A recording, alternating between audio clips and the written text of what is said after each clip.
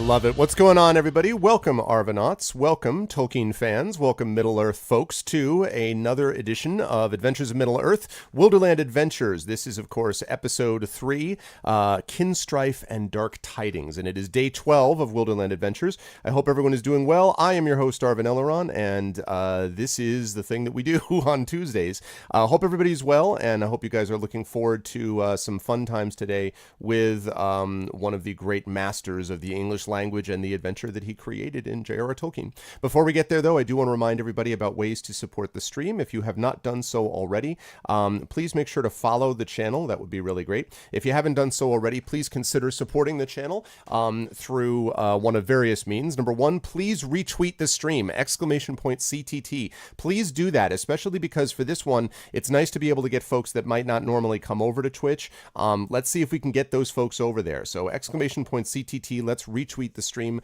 and let people know that way. Please, if you haven't already done so, consider checking out the Steam group with !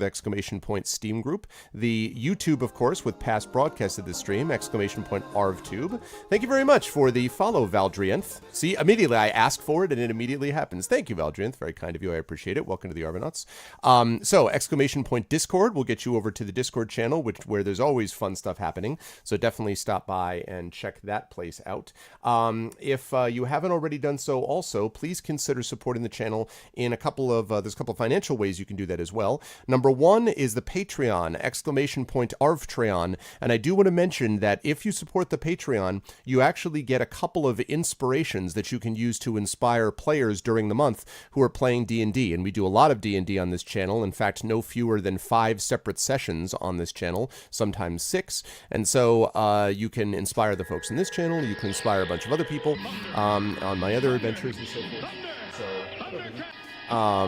So definitely make sure to check that out with Arvtreon. You also get a lot of other cool things for you and for the channel as well. And then last but certainly not least, please sub to the channel. Oh my goodness! Curiel! Please subscribe, join Patreon, share, learn on Twitter, and give Cloud Kingdom something. Oh, what's up, Arv? Hey, thank you, Curiel. See, again, this is great. I should do this more often. I should just ask for stuff and then see. Let me try it. Okay, world peace. Donald Trump out of office. Okay, I can see these things are going to be starting to work in positive ways. Anyway, thank you very, very much. I appreciate it. Thank you, Curiel. Can we get some, of course, Curiel, I know, is formerly Cloud Kingdom. Can we get some love from folks, Arvany, hype? Can I get some of those so goods and Arv quills and get hyped and all that stuff? Thank you, Curiel. I appreciate it for the resub. Please join that as well. Please check that out and join the subscription system. There is actually a discount on subs this month. There is a 20% discount, I believe. And you can also gift subs to other people as well. So you can gift subs and you can do lots of subs for everybody. And 'tis the season. So please consider doing that to support the channel. Again, it is never a requirement, but is always very much appreciated. Now, today we are playing Wilderland Adventures. And I do want to say one thing before we get there, and that is I'm going to get rid of this, and I'm going to get rid of this. Yes, my love?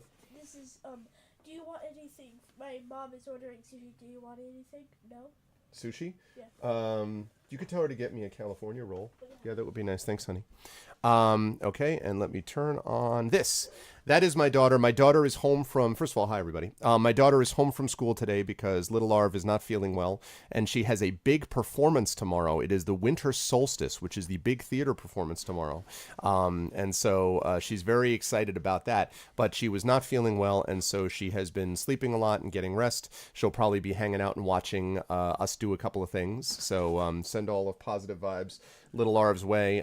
She is performing as a flower. She'll be a flower in tomorrow's solstice. So there's a lot riding on her flowerdom. So in our play, it's how the hummingbirds got their colors. So it's how the hummingbirds got their colors. Hummingbird, it's the 3rd and 4th. I'm in 4th, so what's happening is really funny. We flowers are really crazy. We forget mostly everything, except how colorful we are. So like, a hummingbird was like, "Where did you get your colors?" And we're like, and then the hummingbird's like, "You're just like the rainbow." We're like, "Oh yes. We don't remember, but we're just like, yeah, no. That's it. See, so you can see that she's prepared and has been getting ready for it. So very exciting. Anyway, she is home with me today. So one announcement that I want to make here. Yes, I'm going to need all that stuff, sweetie. One announcement that I want to make, which is really important here. Hand me that. One announcement that I want to make, it's okay, I don't need my place, that is going to be really important, is for those of you who are within the sound of my voice who live in the state of Alabama. Today is the special election for senator. And without getting into stuff which would not be appropriate for little ears, I will just say that there is a very stark choice between a good person and a manifestly bad person in this election.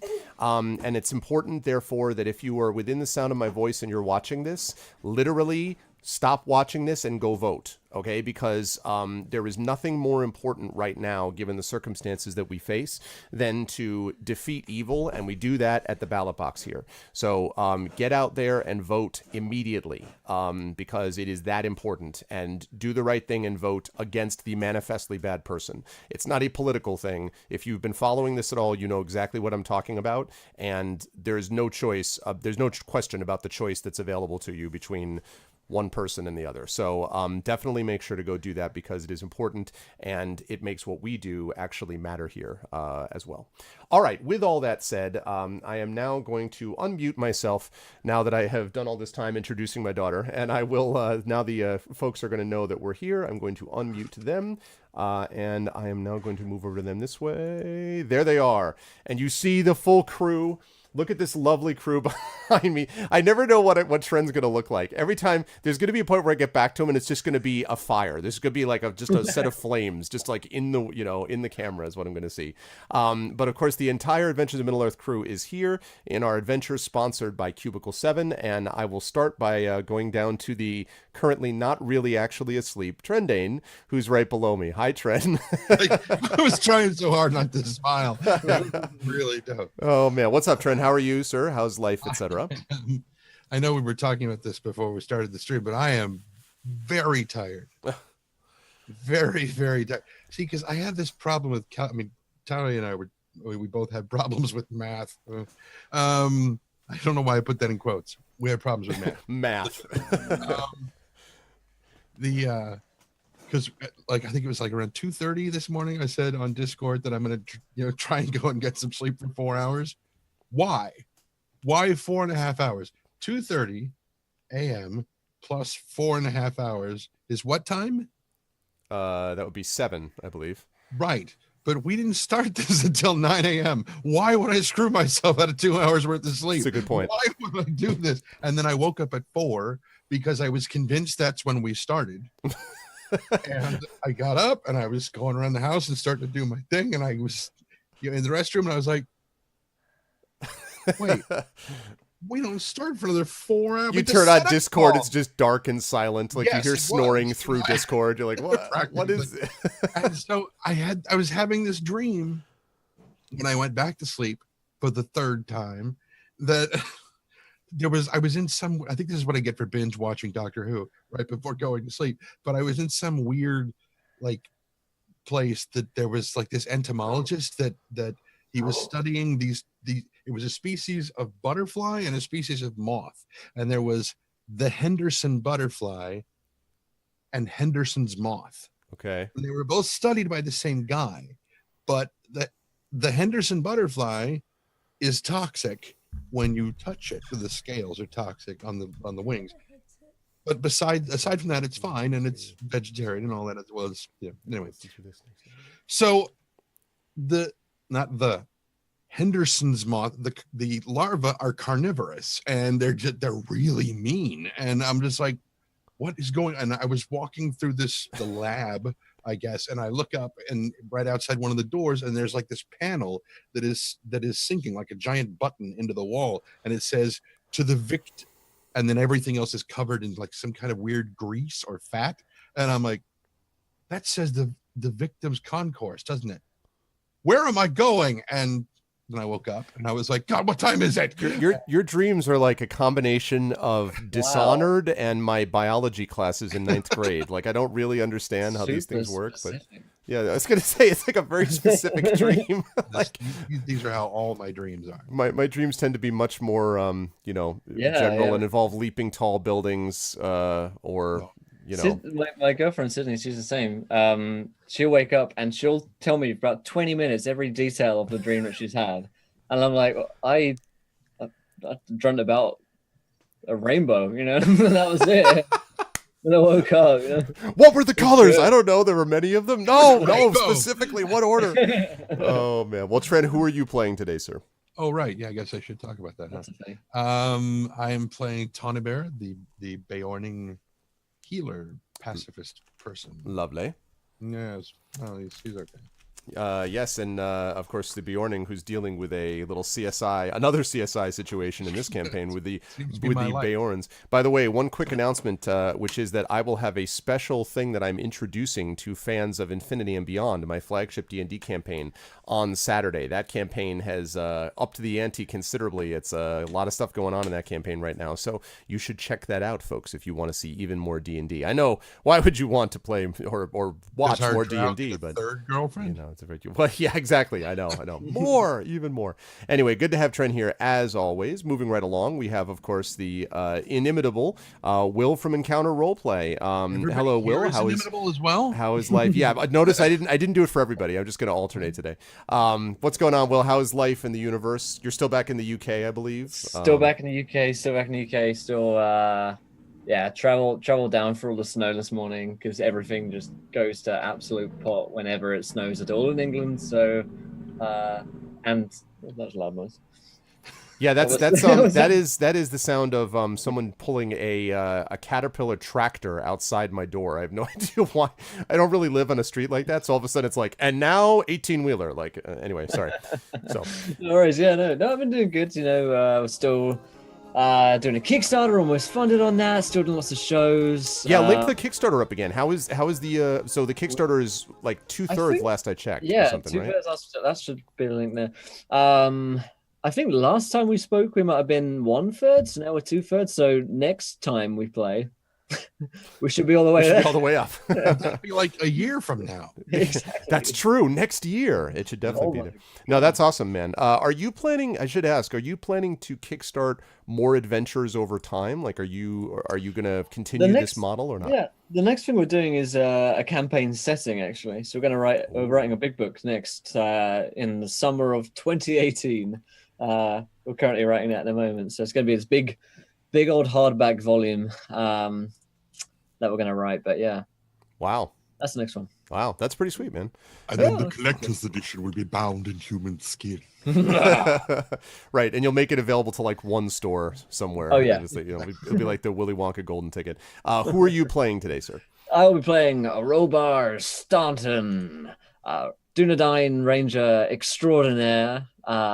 Recently returned to his homeland and his homestead to find that someone's been building in his long lost family home. So he's now kind of been in that area looking to find out more, and then came back down to find some elves, but along the way kind of bumped back into the party. Yes, and that, as we're about to talk about, there's some stuff going on there, but we'll get to that in just a moment. Moving right along, of course, we have Terry Tunes, who has changed hats on me. Hi. Has switched hats to keep me going. What people can't see on the stream probably is that Trendane is wearing a Firefly t-shirt, so I had to contribute. Oh, I see. With the hat. I see. Gotcha. Now it's it all super makes... warm though. We'll take it off in a minute again. Like I made the joke. Now I must be not suffer. Yes, so how are you, Terry? exactly. How's the new place continues to come together? Yes, very much so. I mean, you can't really tell from what you see behind me, but yeah, like the bedroom is almost done, and most of the kitchen and stuff like that. And everything's coming along very, very well. Awesome. Yes. Cool. You will also, of course, see Terry here with me next Tuesday, where we will be continuing our Lone Wolf gamebook / live illustration session, which is a blast. I love these, and I'm super excited. So you will see Terry here as well. But today, Terry is playing whom? Yes, I am playing Inge, daughter of Ida, a dwarf, from the Erebor. She's a stonemason and a wanderer, and she has an awesome pony sidekick whose name is Lilleman. Yes. Who I remembered right off and did not immediately pretend was a Winter Olympic site. Yes, Lilleman. I am very excited to see how Inga and Lilleman do in this adventure today. And finally, we have someone who is just now sitting back down, because that's how good, chat, my timing is. That's what I am all about. And that, of course, is Amal. Pleasure to have you back with us, as always, Amal. And by the way, can I announce the big event for you that's happening tomorrow? Or is that cool for me to mention? Yes. It is her birthday. Birthday tomorrow. So everyone wish Mel happy birthday. Can we get lots of happy birthday wishes? So birthday. It's yes, it's her birthday on the same day that you do the winter solstice. That's correct. Yep. Yeah, my daughter is doing the Winter Solstice theater production, and it actually says in honor of a no, it doesn't say that. But it did. That's right. Yeah, if only it did. That's right. But anyway, so how are you? How's life in the universe? Things were good until I started suddenly gushing blood from my nose. I just had to duck out, and sorry about that. That was very strange and sudden. But everything seems okay now. But I wanted to say to your daughter, who's hello there. Yeah, she is. She's right there. I wanted to say that the 13th is also St. Lucia's Day, which is like a festival of lights and stuff. So it's particularly cool that you're doing the winter solstice thing on that day. She says that it's St. Lucia's Day, which is a festival of lights. And so you're doing the solstice on St. Lucia's Day. Apparently in Sweden, they wear like crowns of candles and stuff like that. Yeah, they wear crowns and candles in Sweden on that day. And so they're doing that. And also your kindergarten teacher's name was? Lucia. So that all kind of fits. And she'll be taking pictures of you doing this tomorrow. Yeah, very cool. See, so it all fits together. Awesome. The circle is complete. The circle is complete. Speaking of completing circles, when completing the circle of the party introductions, who will you be playing today? I will be playing the River, who is a female woodsman. Woodsman. Female woodsman. Oh, okay, I just moved over my chat, and all of a sudden all the happy birthdays popped up. I wondered why the chat was silent. I'm like, what is going on? There we go. I do note, by the way, that Will had just posted something to Blood Plague right before your nose started gushing blood. Coincidence? What? Will? Why? Will's adventure is so incredibly powerful that it affects you IRL. You are literally affected by his adventure. This is really weird. It's like when we had those technical difficulties whenever we said the award. Yes. We won't say. Yeah, we're not going to say the award. The award that I won that. Yes, exactly. That's funny. But anyway, it is a pleasure to have all of you with me in this really, really fun campaign, and I'm looking forward to continuing it. So let us get into it. I will fire up the music. And yes. Oh, yes, that's right. X5 says he was from Norway. Tomorrow is Lucia Dagen in Norway, St. Lucy's Day in English. It is when I will be watching Star Wars Episode 8, The Last Jedi. Yes, it's also The Last Jedi Day. Not quite yet, but in a couple of days. When is it? When it's December 15th, isn't it? 15th. I think it's the 15th. So it is this week. Yeah. There's so many movies I want to see this week. I want to finally see Coco. She and I saw it. Coco is like top notch, like really, excellent. Really good. Because I really want to see Coco, I really want to see The Shape of Water, and I really want to see The Last Jedi. So a fine month for film. It really is. Yeah, Coco is, oh man, I adore Pixar. They do such good stuff. Anyway, really powerful. If they didn't do so many Toy Stories, that's true. They maybe could have skipped a couple of them, but the rest of it is epic. Anyway, let us get into the adventure today, and I will just quickly sum up what happened in our last session. These folks had the session begin. They had split up during the events of Leaves and Stewed Hobbit. Were definitely there was some strain there in terms of they were tired, and so they spent many of the winter months in a fellowship phase. Robar and Inga went north to his ancestral home, following a note that had been given to him to, as we said, discover that there had been this strange, almost looks like a caretaker's hut had been built on the grounds, and there were building materials and things like someone was going to build there, but then it was empty and gone, and they didn't know what had actually happened there or who was in there, so that mystery continued. In the meantime, Tawny Bear and the river had spent some time sort of hanging out as Tawny Bear did what he does best, which is to continue his work on his baking to allow himself to kind of escape the everyday and the experience of some of the shadow he had witnessed, while the river spent her time training her companion Stone. I did want to mention, by the way, just one quick side note while I'm thinking about it. Last week I misspoke a little bit. I talked about the help action as being a largely sort of ability check thing, but there is one exception to that. In combat, you can use the help action to help another person gain advantage on their attack roll. So you can give up your attack and say, I'm going to help so-and-so by doing something which you describe, to sort of confuse the enemy or do something like that, which allows the companion, your friend, not Stone the companion, but one of your party members, to get advantage on an attack roll. So you could, if you wish, have trained Stone to do the help action instead of the fight action if you wanted. I still think fight probably is going to work better for you, but I wanted to let you know that I looked up on it and I did research. Yeah. So. I think, again, I always default to, in these situations, trying to think what makes sense for the character. And I think that teaching the dog to attack is probably a simpler action at this stage than the help, which would be a more complex action later. So I think I think we'll stick with that. Okay. I agree, but I just wanted to make sure that you had that you knew about it because I misspoke last time. Yes. Thank you. I have a question. Sure. So we can actually hold our action if we are ahead in the round if we know that another person standing nearby can do something more useful situation. Yes, although it's not so much hold, it's in this case that you would literally call it the help action, and at that point you say, I'm going to help the river, and then the river has until her turn basically to engage in an attack against that, against whatever she wants to do. So you can say, I'm helping the river against this orc. She can then do that. Now, the river on her turn could also say, I've decided not to do that. I'm going to run over to, this wall and climb it and laugh maniacally or whatever.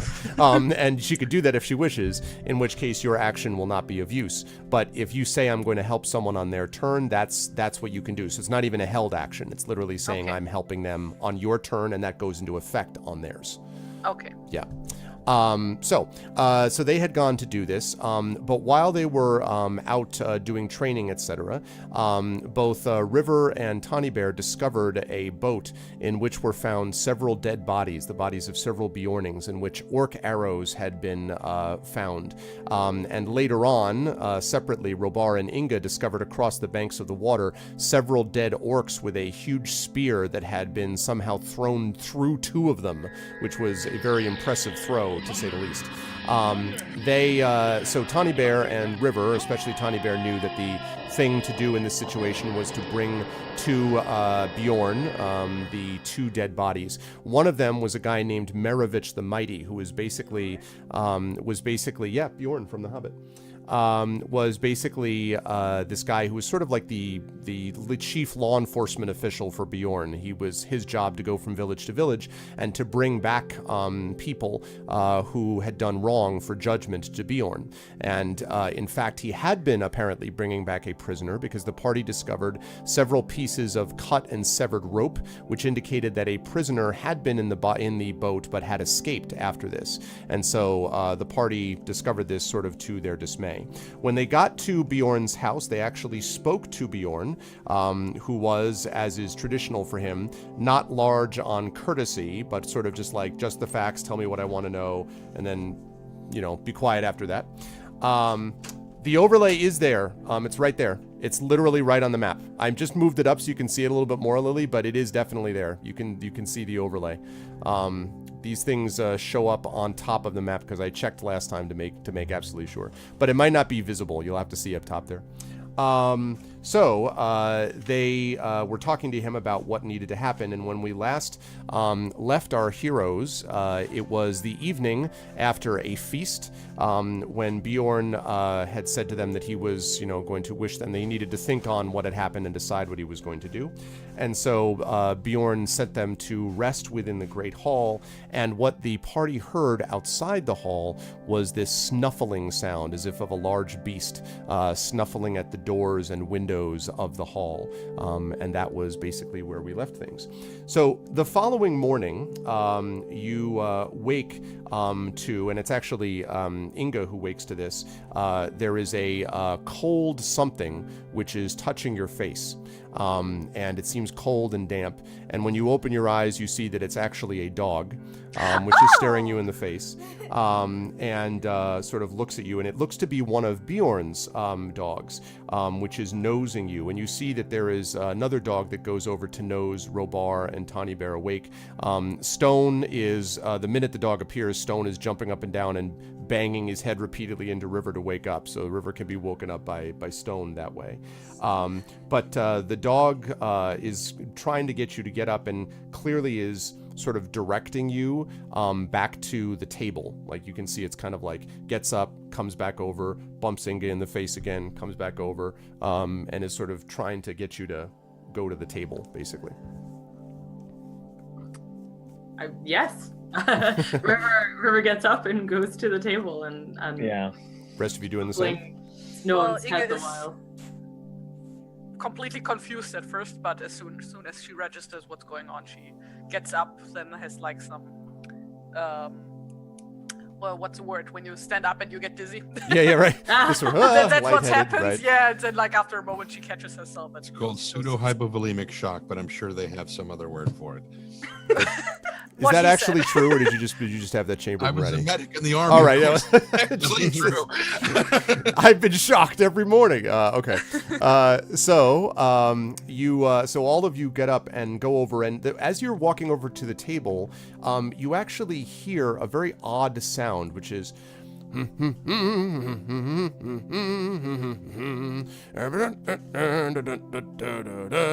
It sounds like that, which is really odd. And then you notice that it looks like there is someone that is over a stove nearby the table, and it must be Bjorn, because it's this huge hairy guy with his back turned to you, and he seems to be humming and whistling like. I was really worried it was Dindy. No, definitely not Dindy.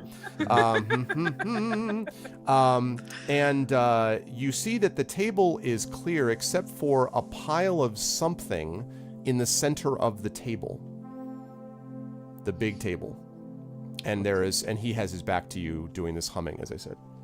Excuse me, sir. Good morning. Oh, yes, good morning. Well, you layabouts, the sun's been up for hours now. You might want to check out and see what is for breakfast. And he turns around and literally, as he looks around at you, he winks, which is not what you would expect from Bjorn.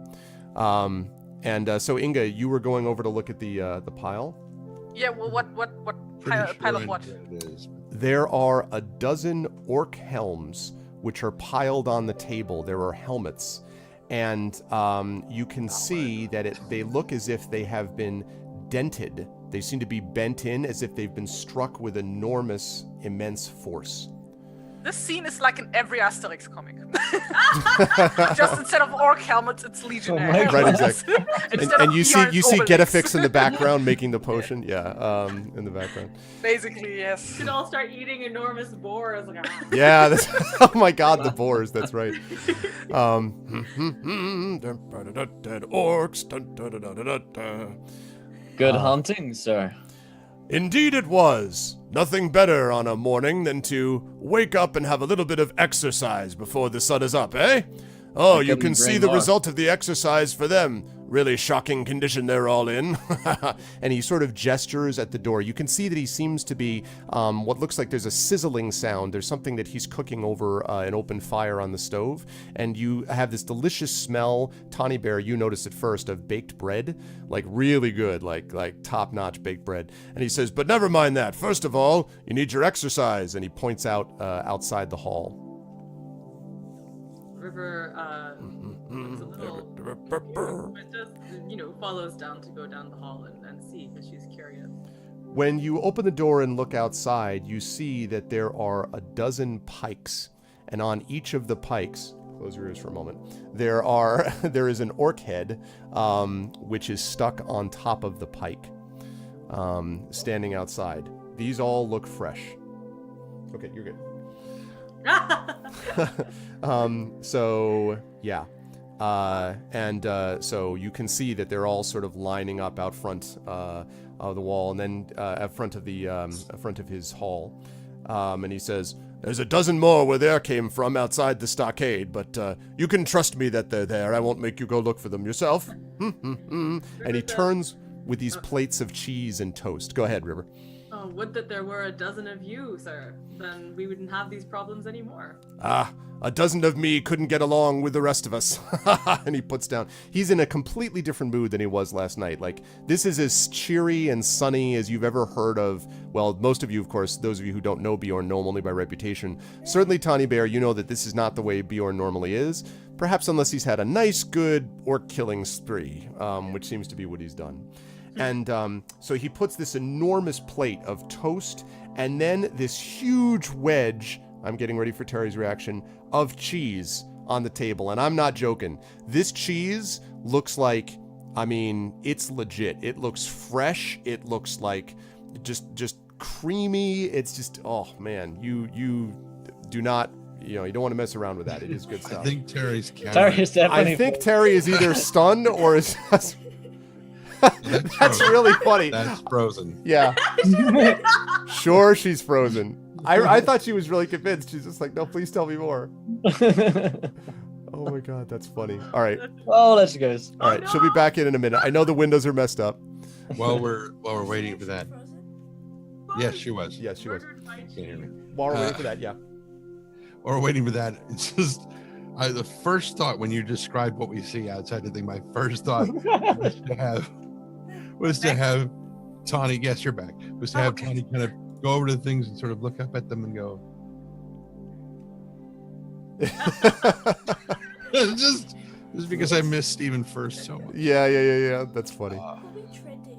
I know. I'm going to fix your windows. I'll get in my spot in a minute. Just a second. I'm going to fix these as we work these back in. Sorry, my router just died. That's okay. It was just funny because did you hear at all of what I just described, Terry? Did you hear any of what I described? I think the last thing I heard was about how unusual cheery.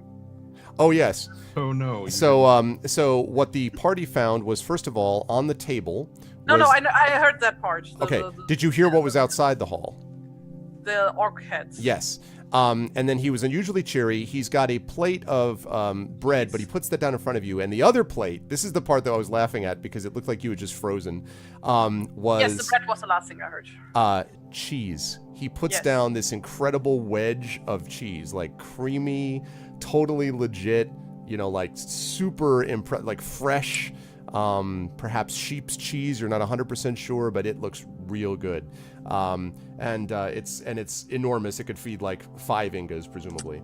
No, 1. Yeah, or maybe just 1. That's probably fair. So he puts that down in front of you, and then he takes a huge iron kettle off of the fire, and he fills this odd teapot, which is made of some kind of greenish metal and is decorated with pictures of birds. And he brings it over, and you smell this wonderful, this incense almost is what it smells like, some kind of mint and perhaps some other kind of herb that's wafting to your noses. He has wooden plates in front of you, and as presumably, I'm assuming you guys are digging in, but you can tell me if you're not. As you're doing this, he begins to talk to you. So I've been busy last night. There were a dozen orcs at least in my land without so much as a by your leave. Not that they ever would have gotten one if they had chosen to do so. The deaths of 1,000 orcs might pay for the deaths of Meravech and Odo. I would sooner have my friends back, but at least some justice has been done. Now, I also found signs. And he looks at all of you, sort of lowers his eyes a little bit. Footprints, scents, the night speech of bird and beast, that there was a third man on the boat. As you guessed, he was a prisoner, and it looks like he escaped when the orcs attacked. He went south, and, he looks at you specifically, Tawny Bear, he must be found. He says, the question that I have for you is whether you're willing to do it. We're in the business of finding people, that would seem. He says, it's one of the reasons I ask you. Normally, I wouldn't want outsiders to be handling things on my lands. But if you walk with Tawny Bear here, and he vouches for you, and he looks over and says, and if Tawny Bear is anything like I remember him from the old days, then I can give you the credit that you need. If you do what is necessary, you'll have my thanks and my favor. If not, well, you'll have confirmed what I tend to believe of those from outside my borders. But I have for some reason, a belief you'll be able to manage it. I think I muted him all. Yep. Oh no. Yeah, still muted. Can't hear him all. Might have been muted in Zoom, maybe, by accident? No, not muted on Zoom. Seems like it's your actual microphone, probably. In and out, maybe. Maybe. Yeah, Robar will say, that sounds like a fine task. Do you know where these creatures that you slew, do you know where they came from? He says, if I had to guess, I would say probably north and west. If anything, up against the, perhaps, higher in the West Middle Vales, up by Gundabad, if you know any tales of that dark place. Aye. That I do. Still muted. Still no well. Maybe your microphone does the thing mine does where it like automatically turns down the volume. There. How about now? Yeah, there we go. Ah! I hear you. This wire, in and out. Unplugged and replugged it. That's okay. You're a little quiet, though, so just make sure you come up, Oh, now you're muted again. What? No, you're not. You're not. Oh, I hear yeah. you now. You're just really quiet. Sorry.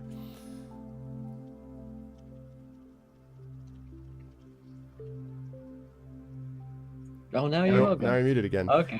It sounds to me like it's a noise gate thing, maybe. Like it's for some reason the sensitivity is turned up so that it turned down so that you need to be like speaking really loudly to be heard. I would guess. Scream for us! Scream! Yeah, scream. Hello. I look to my companions. What do you guys think? I'm just Inga. sitting at the table. She's like, I stuffing don't- my face. It is the best cheese, by the way. Like no joke. Oh, I gosh. remove some cheese from Inga's mouth for a moment so she can holding this big wedge, like because she's like stuffed this huge. Right. So I take out the end which isn't wet. And I just give Robar the death glare. He has never seen anybody so angry. I'll take that as a yes, and I pop it back in. Oh man, that's funny. Okay, and he says, Bjorn looks at you, Tawny Bear. He says, Tawny Bear, I have some faith in you. I know something of your reputation. You're a good man from all I know. But I don't do this lightly, putting these three in charge of a matter that should be for the Bjornings. But I'm doing so because I believe that you trust them and I trust you. I imagine that you will reward that trust, yes? As far as I am able. All right, very well then. And he, so what I would like you to do now is, let's see, I want to add all this together because you guys were technically in the middle of a audience before. It was a very long, extended audience. So I want to add all these things together. Let's see. So 3 for 4 minus 4, 5. This one 3. Okay, good. All right. So what I would like then is I'm going to ask for one of you, and I don't remember who actually did. Actually, maybe I do. One of you did the original introduction with traditions, I think. It might have, I don't remember if it was Will or if it was... Bear. It was Tawny Bear? Okay. Yeah. All right, so Tawny Bear, I'm also going to ask you to conclude this audience. And so the way we're going to do that is... For the audience reaction... Yeah, because I started it and it didn't go well. No, And wasn't it that you wanted it to not go well, but Yes. it did in fact go well? Right, it went well even if you didn't want it to. Yeah. Well, and then, I wanted it to not go well so that River would Yeah. then jump step in. up and say and Yeah. take over the thing. Yeah. Yeah, but she did get to do her own introduction as well. I think. Mhm. Yeah. Yes. So I'm going to ask you to make another traditions check for me, please. And I guess that will be. I'll actually. So I guess I'll say that Tawny Bear. Well, a lot of you guys did work with this, but I'm gonna give this to Tawny Bear because I think in the end he was the one that started it and sort of led off with it. I'm gonna ask you to make a traditions check. You're going to add +4, which is the total of combining positives and negatives throughout the course of the adventure and the evening, etc. I'm glad that it was the 19 and not the 3.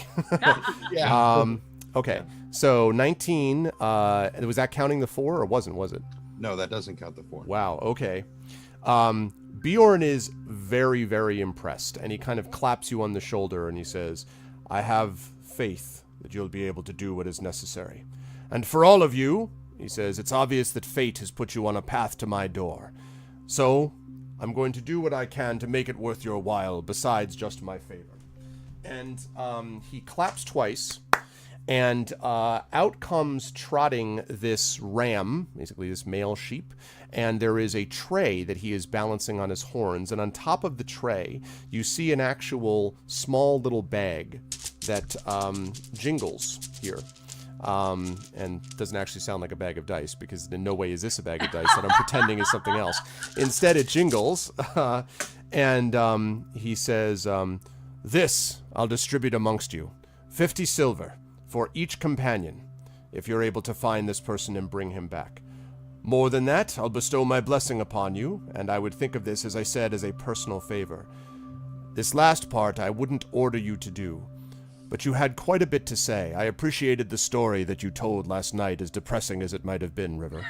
And I wanted to ask all 4 of you to speak, if you would, before you leave to track down the prisoner.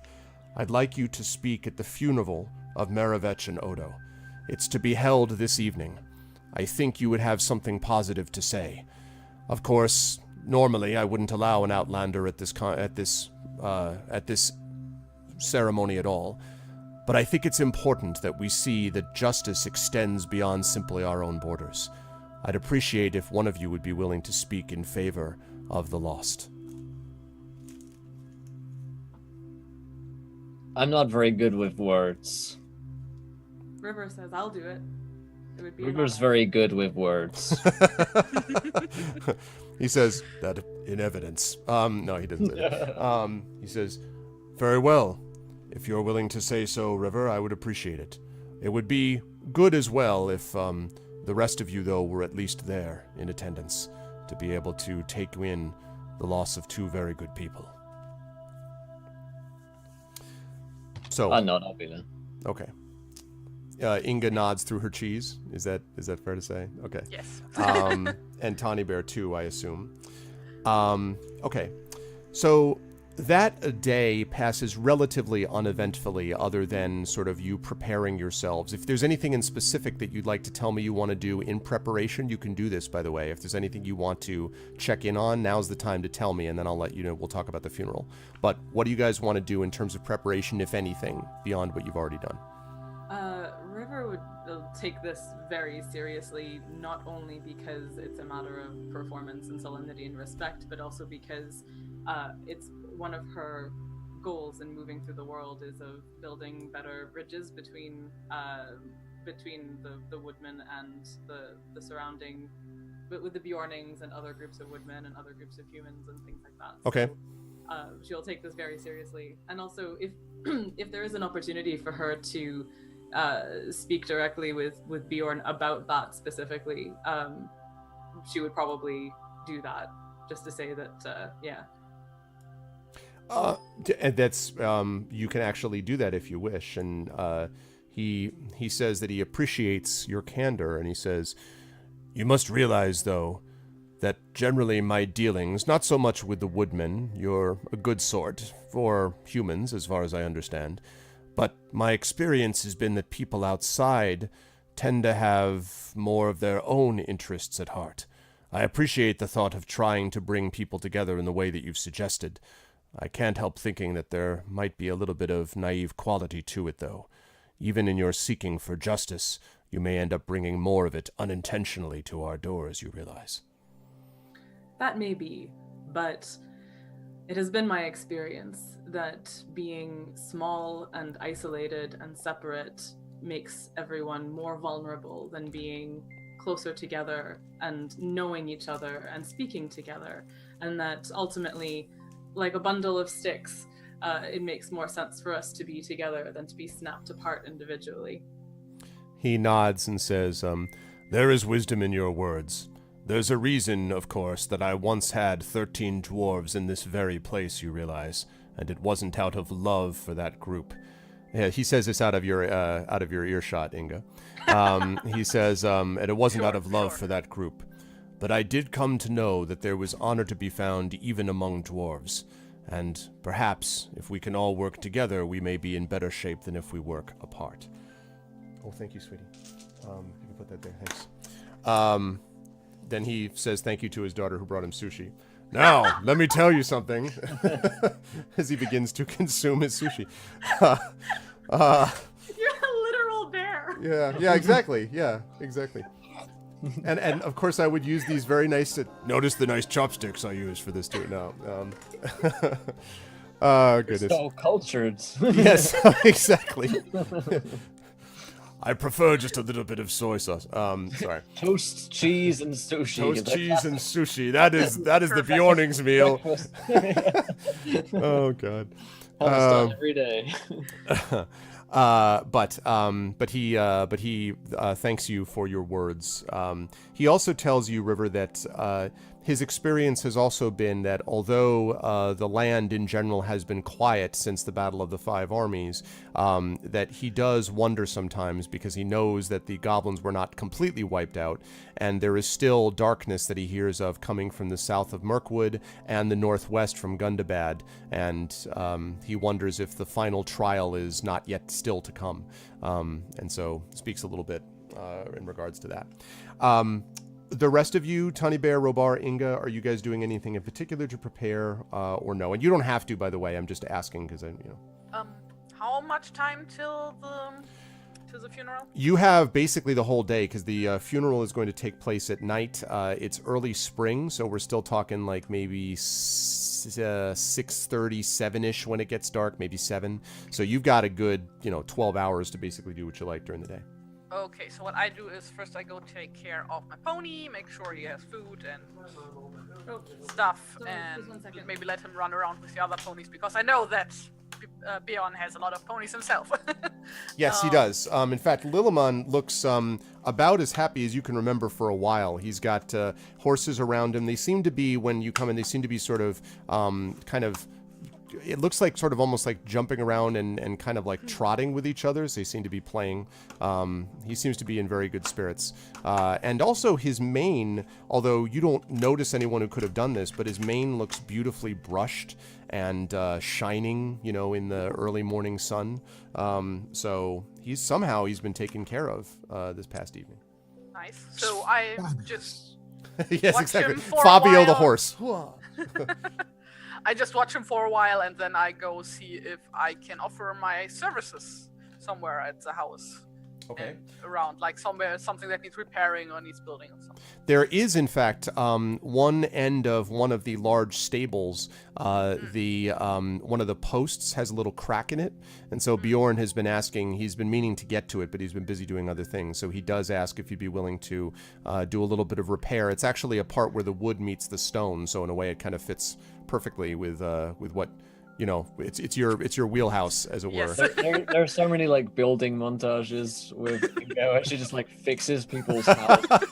she's like one of those TV shows where she comes and like fixes people's houses. She's like the Bob Vila of dwarves. It's very true. It's like this. That's 100% true. So yes. Yes, I do that then. Okay. Robar, Tony Bear. What about you guys? Robar would want to ask more about this prisoner. Maybe ask around the sites. Do we have a name for this guy? No idea. He has no idea. There's no information about this prisoner at all, or whether it's a man at all. It might be a woman. We have no idea. Right, okay. Well, in that case, I think Robar will brood for a while because that takes a long time. Okay. Yeah. It's time to make a brood roll. Yeah, he's gonna pore over the letter from him again, rereading, trying to put clues together. One of the things that occurs to you as you're reading this, as I mentioned, the handwriting I said is the same handwriting as the one that you found in the house, but the handwriting on this letter seems to you to be more, how do I put this, frantic, or at least it looks more rushed. There was the note that you found in the house that said they are coming and all that. That was definitely even more frantic. But most of the writing that you found in the house, like that just had the items, seemed to be like a very strong, flowing, hand, very consistent hand. Right. This one looks a little bit dashed off, as in like, I write to you in haste, blah, blah, blah, blah, type of thing. Gotcha. So you do notice that a little bit about the way that this is written. Interesting. Other than that, Lo, okay. Just getting ready, packing stuff. All right. Tawny Bear, what about you? Amazingly enough, Tawny Bear's doing almost the same thing. He's brooding.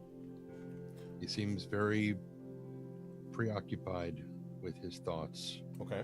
It's like out past the pikes, just sort of staring off into the sort of generally the southwest sort of area. Okay. The weather in general is unusually sunny and maybe a little bit warmer than you might have expected for this time. And there's kind of a contrast in a way with your mood, Tawny Bear, as you look out over the land to the river beyond, and beyond that, beyond where you can see the Carrack, where Bjorn might have sat and brooded himself. And of course, you've been to the Carrack before, and you know that eventually that is where, if all goes well, you will end up, because that is where justice is meted out to prisoners. It is done at the Carrack. So, at the Rock. Exactly, at the Hard Rock Cafe, so to speak.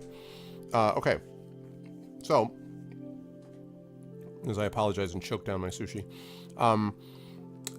So the funeral, man, my timing has been so good. Oh man, the funeral is held that evening, and you do notice as the funeral takes place, there is actually a nearby set, maybe about 20 minutes walk to the northwest of Bjorn's house, where the bodies are brought on a wagon, and I'll describe the bodies in a minute. And as they're brought to these things, there is actually this line of burial mounds where many of the Bjornings have been previously interred. The bodies of the two dead Bjornings are covered with these two funeral cloths, which are decorated with beautifully embroidered golden bees that run up and down both of these cloths. And as there's a very solemn procession that kind of leads there with all of you in tow. When you arrive, there are many, many Bjornings that are there. There are many, of course, of the animals have come as well. And by the way, just quickly, I want to jump back to something, Robar. When you had asked around, none of them had any idea who the prisoner is for the reason I stated. So I wasn't blowing you off. Like literally, they don't have any idea because they just don't know who this person is.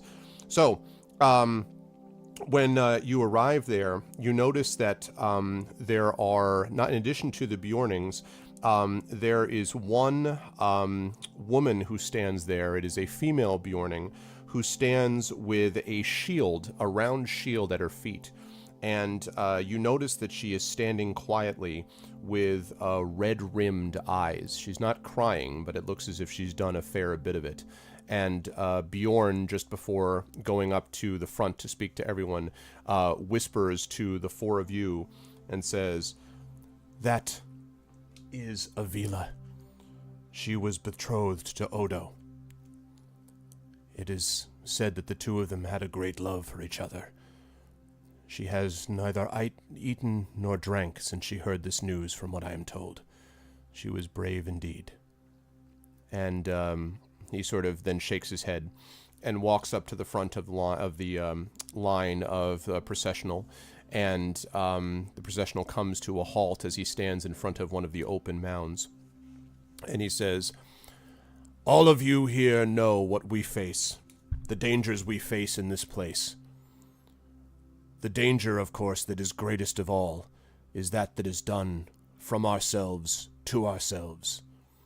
I don't know who is responsible for having killed these beyond the orcs in general. Who ordered the orcs to come into my lands, we will determine. All I know now is that these two died before they should have. And he pauses and says, I would like to call upon one to speak on their behalf. Is there any here who will do so? And he sort of looks around at all the four of you. River steps forward. He steps out of the way. I'm going to pause here to say that obviously River's had time to prepare, and I have been dealing with a cat. So that's fine. I may not be role-playing this one as much as I would like to just sure. describe what happens. But so River stands solemn and looks at everyone and makes eye contact with anyone who is looking up as opposed to weeping, and speaks first of the great stories she has heard of the might of the deceased, and speaks of how their deeds will live on in glory among them, and how these deeds will continue to move and inspire the rest of those behind, and that so long as we keep singing these songs and telling their stories, that they will never leave us, and in fact they will only ever continue to strengthen and support us as if they were in fact still here. And Bjorn nods gravely, and a few other Bjornings step forward now and begin to tell tales of Merovich the Mighty, of his sense of justice. They tell the story as well of Odo, a younger Bjorning who was learning the ways of the Bjornings and was learning the ways of justice and bringing it to the lands about. There are some tears shed and some laughter made as these tales pass among and through the Bjornings. And there is some discussion of how the two might have died, and had they died as well as they would have lived. More tears, more laughter, etc. I would like you, River, to make a persuasion check for me, please.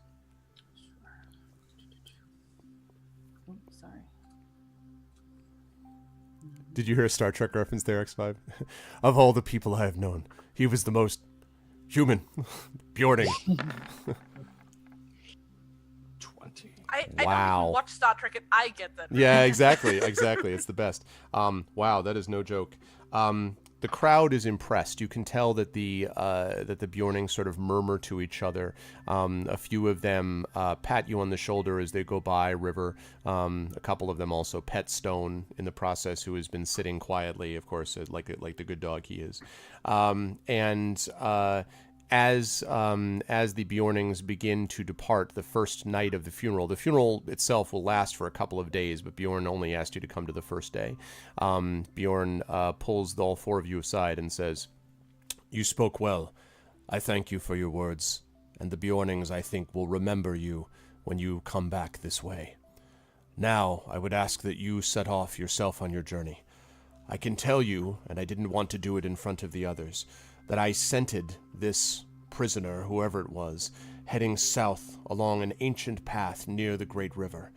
If I had to guess, he would be returning to the land from which he came. And if I had to guess, this one is either himself a Bjorning or lived among them. I spoke only vaguely of the idea that the attacks against us are worst when they come from us, but I fear that this may literally be true. If he is indeed a murderer of the Bjornings themselves, then it is even more imperative that he be discovered and brought back to justice. But I would suggest that you begin there. Head to the path, move south, seek him, and as soon as you can, bring me word of what has happened to him. Bring him alive, if you can."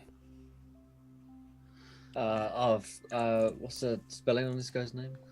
We don't actually know who it is, right? Yeah, he doesn't say who it is. Oh, he didn't say. He has no idea still, but he suspects that it's a Bjorning just from scent, or at least lived with Bjornings. But he has no name or anything else. He doesn't know. That was, I mean, presumably, that's what Maravich was bringing him to Bjorn for, was to be like, hey, here's this guy.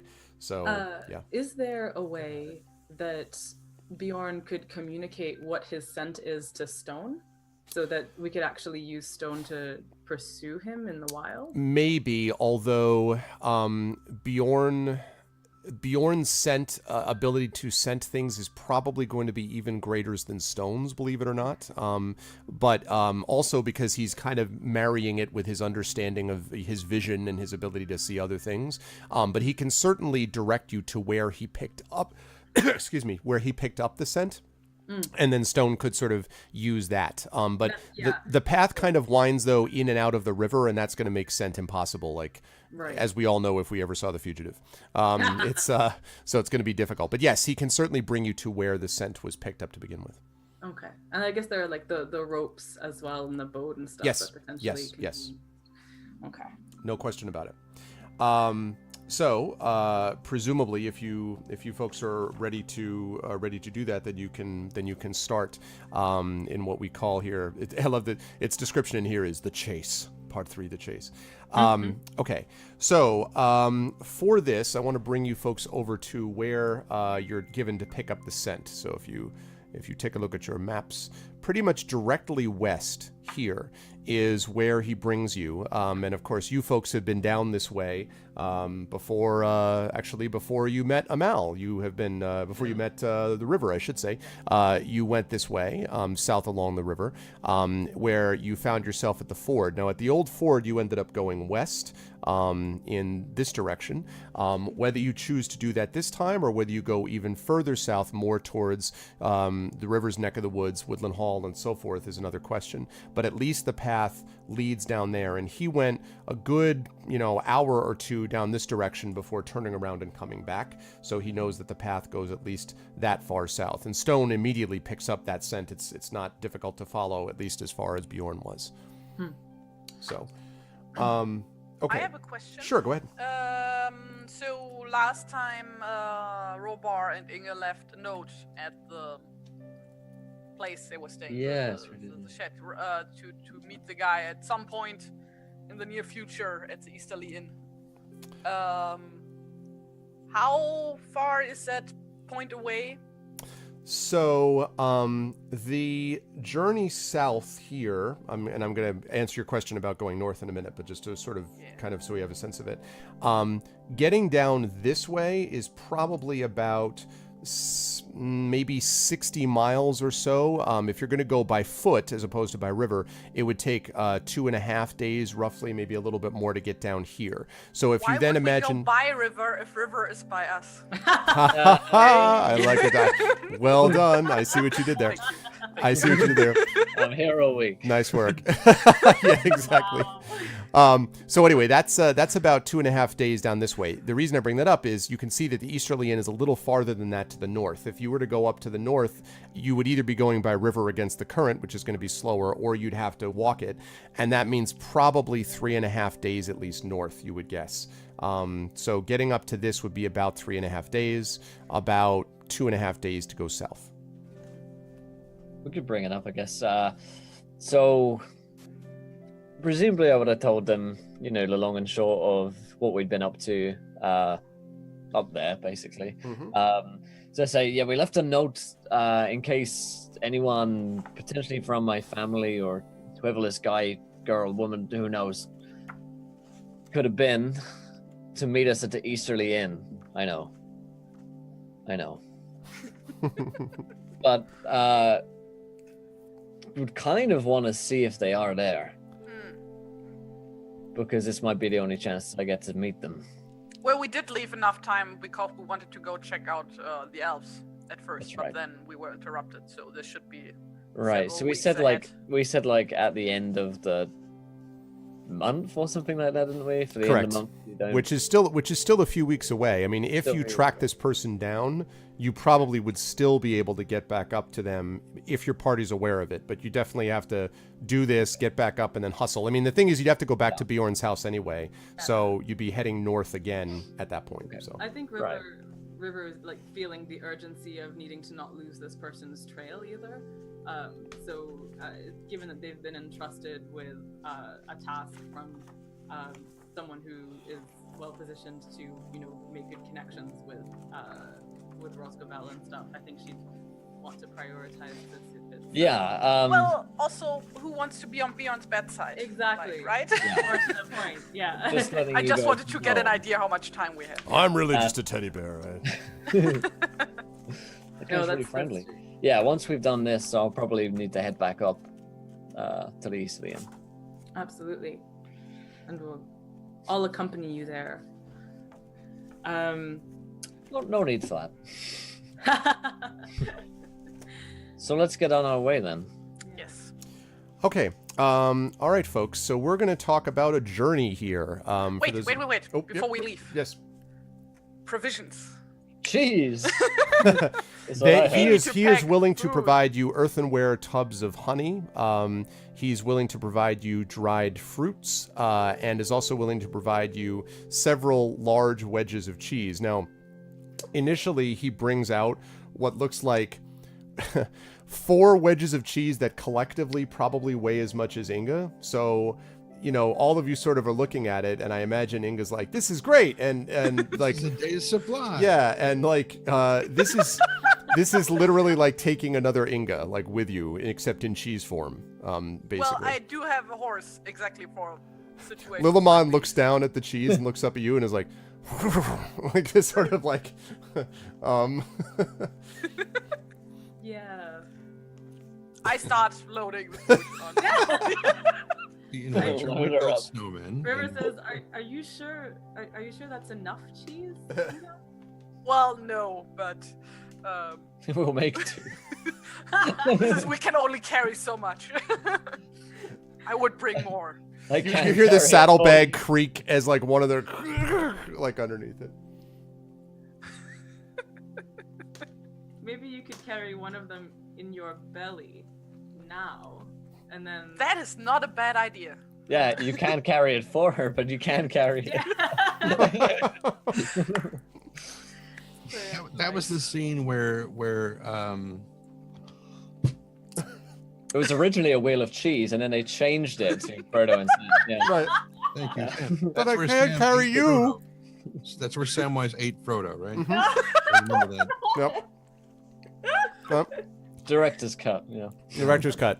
Then he just vomits Frodo out right in time to meet Gollum. It's really And then Gollum eats him. That's the thing. right. Like literally. Well, part of him. Yeah. This was an entirely different version that Tolkien never wanted people to see. It was his unpublished manuscripts. Well, as one of the premier teachers of his stuff, maybe you shouldn't have told anyone. I will keep that in mind. That was the that was the 1931 text that few people know. Anyway, I remember it well.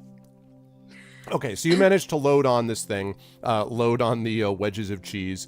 Lilimon looks less happy than when he was dancing with his friend horses.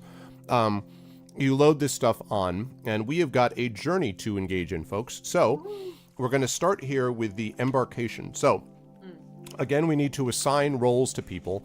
And I don't think, actually, that Amal's been on an official journey yet. So this is another new characteristic of this system. One of them is the audience, which you guys have been through.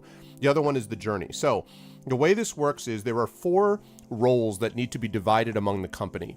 And then you have a certain peril rating, and there were events that happened during the course of this journey down to basically around the Old Ford. So you have a guide who is in charge of all decisions concerning the route and rest and supplies. Guides rely mostly on wisdom and survival. You have a scout who's in charge of setting up the camp and opening new trails, relying on stealth and investigation, basically. You have a hunter, which is in charge of finding food in the wild. They rely on survival checks. And lastly, lookout, who is in charge of keeping watch, and lookouts rely on their abilities in perception. So, with that said, how would the four of you like to divide these roles? I think Will and I can both can each take 2 roles. I Just trying think to maybe find. 3. Let's see. I am all things.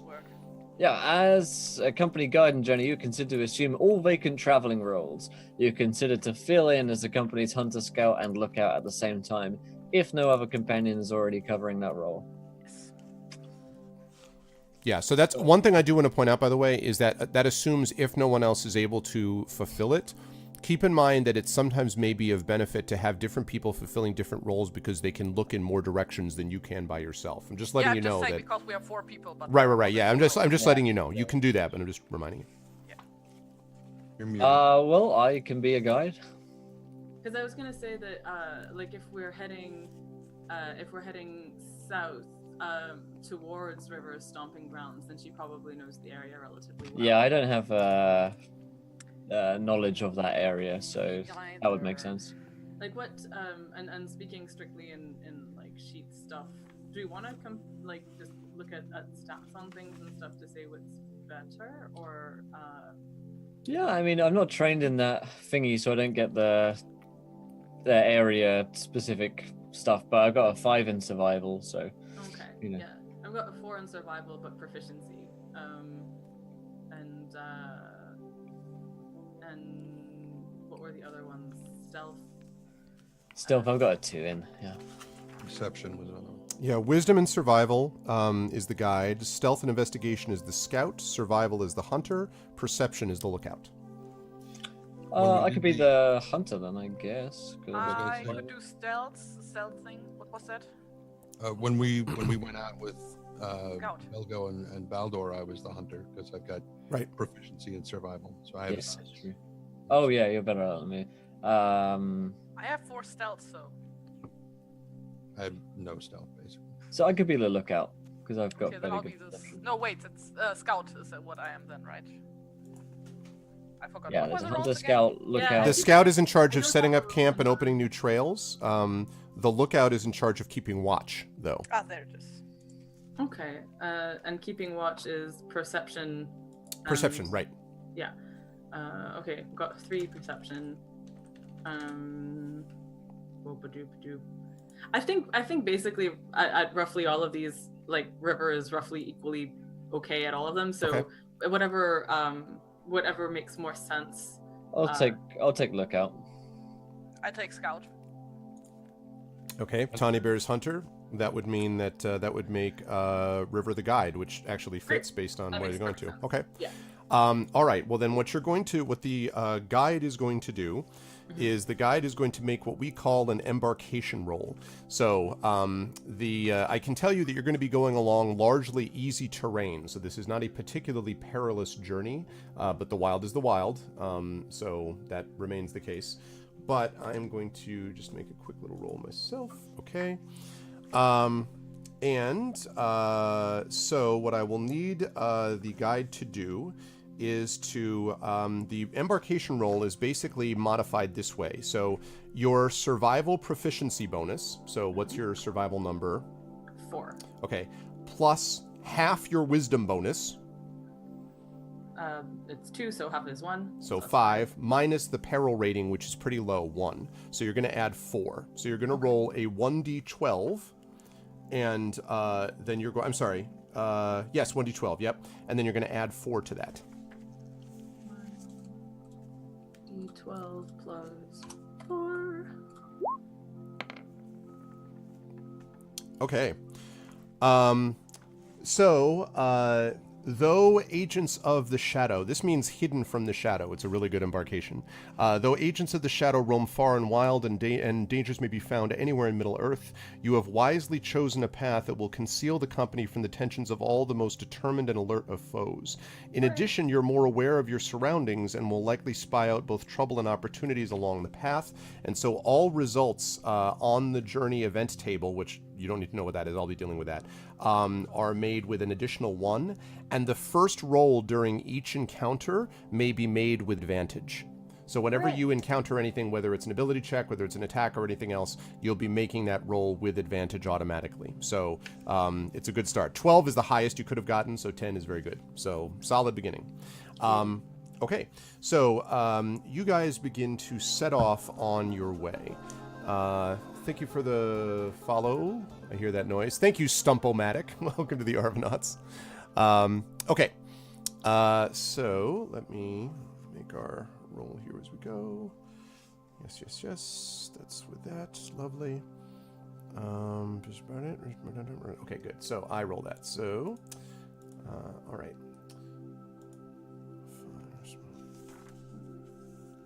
Okay. That's a good one too. Okay. So you travel to, as he pulls out his thing with the stuff. Okay. There we go. You have traveled south for a good, probably about, I would say, a good 10 miles or so. So maybe 15 miles. So it's probably about close to past midday at this point, maybe about 1 or 2 o'clock in the evening, I might say. So as you're in the process of moving along, I need the lookout to make a perception check for me, please. And remember, you're going to be rolling this at advantage. All right. My perception at advantage is 21. Okay. You see at a distance, right along the path, sort of right off the side, you see a group of cloaked, what looks like cloaked figures, human figures. And something immediately makes you uneasy about these figures, Robar. There are a few of them that are sort of bent down, and a couple of them are pointing at the sky, and then one of them looks back and seems to be almost looking perhaps at some tracks, and are sort of pointing off in the distance. And as they're speaking to each other, you see a couple of more that stroll up to them. So there's probably about 5 or 6 of these cloaked men, these sort of ill-favored types, you might say. They have not seen you as of yet. They are not right on the path. They are off to the side of the path, sort of a little bit farther off in sort of like an area of the fields, it looks like, sort of looking at stuff and then pointing up at the sky. So they have not seen you yet, and you have an opportunity to decide what you want to do. Is anything pinging my dark foreboding? You haven't seen them yet. This is going to be up to what your lookout tells you. This is only because Robar really saw, he saw all, as it were. Yeah, I will kind of pause the group and kind of say, guys, stop. 5 men up ahead in cloaks. They're checking tracks in the road. Something about them gives me a bad feeling. Want to take a look? They haven't seen us yet. River looks where Robar is pointing and sort of squints into the distance. Yeah, I'll do the kind of... They're over there. Okay, let me see if I can actually pull up a... I think I have a picture that I can show you guys. Ooh. Yes, give me... There, I've got a selfie of him.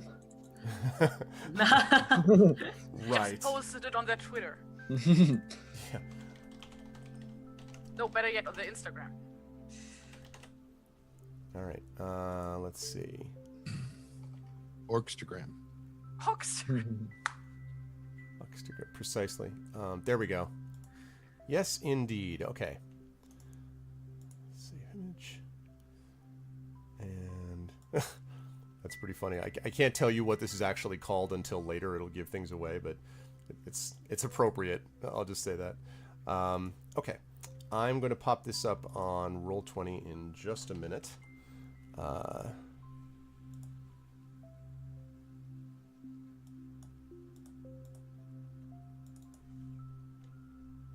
Okay. And now I'm going to... I'd like to note for the record that this music makes it very difficult to stay awake. Oh, I can up the ante if you want. Let me give you... Okay, it's okay. Let me give you some more. No, it's all right. Let me give you some more... ups tempo I can't. No, I don't like that. That's too up tempo. I was going to say that was in excess, wasn't it? Yeah. No Dead play. inside. Was that in Why do excess? I not actually hear the music? Do I have to initiate? Should go to the top right-hand cog on Yeah. roll 20. There should be a master music volume level, and if it's at 0, you won't be able to hear anything. Let's see. Okay, there we go. Now I'm hearing stuff. Okay. All right, so so you guys can now see in roll 20 what I'm talking about. Those are two of the ones that you see on the side of the road, and there are two others. I think it's amusing that you're telling us that we can see when Yeah. I can't. Oh, I it's in OBS. Sorry, it's on my stream. Oh. You won't be able to see it on roll 20. Okay. Oh. Lovely dental plan they have. Yes. There are two others like that, and then there is one that is larger with a scruffy beard, and again, sort of an ill look that is glaring down the path. And you cannot hear him specifically, but a couple times you hear something like... How big is he? He is... I wouldn't say he's huge. He's not as big as a Bjorning, but he's probably 6'4". You know, he's a big guy, but he's not huge, massive. But he's larger and somewhat stocky. And the other four, if you had to guess, are sort of listening to him. He seems to be, telling them to go in different directions and look at things. And they all seem to be looking at stuff on the ground. And I mean, those dudes give me a sense of dark foreboding. But do they give River a sense of dark foreboding? Not as such. There's nothing that specifically tells you, but the fact that it's not officially, they're not creatures of shadow necessarily, but they're certainly not creatures of good unless you're missing your guess. Right. We've run into bandits before. I guess what I'm wondering is there a possibility that they too are tracking our quarry? What might they be looking for? They may well be. What can we see what they're looking at? Are they looking definitely at tracks on the ground, or is there like a body on the ground that they're looking at? No. Well, the grass is a little higher right there where they are, but they are continually pointing at the ground, and then a couple of them point up at the sky and kind of gesture and sort of speak a little bit. I don't know if angry is the right word, but sort of animatedly before pointing back down to the ground again. Interesting. There's no obvious geographical features that they're looking at, though. Okay. Can't make out what they're looking at, though. I could go take a closer look. I've got to stop trying to read those runes. What? The runes along the bottom edge of the picture. Oh, yes. Boop. No runes. Success. Where is the picture, by Thank the you. way? It's the It's on the stream. Ah, I bet the runes say these are bad dudes. Bad guys. No. Bad guys.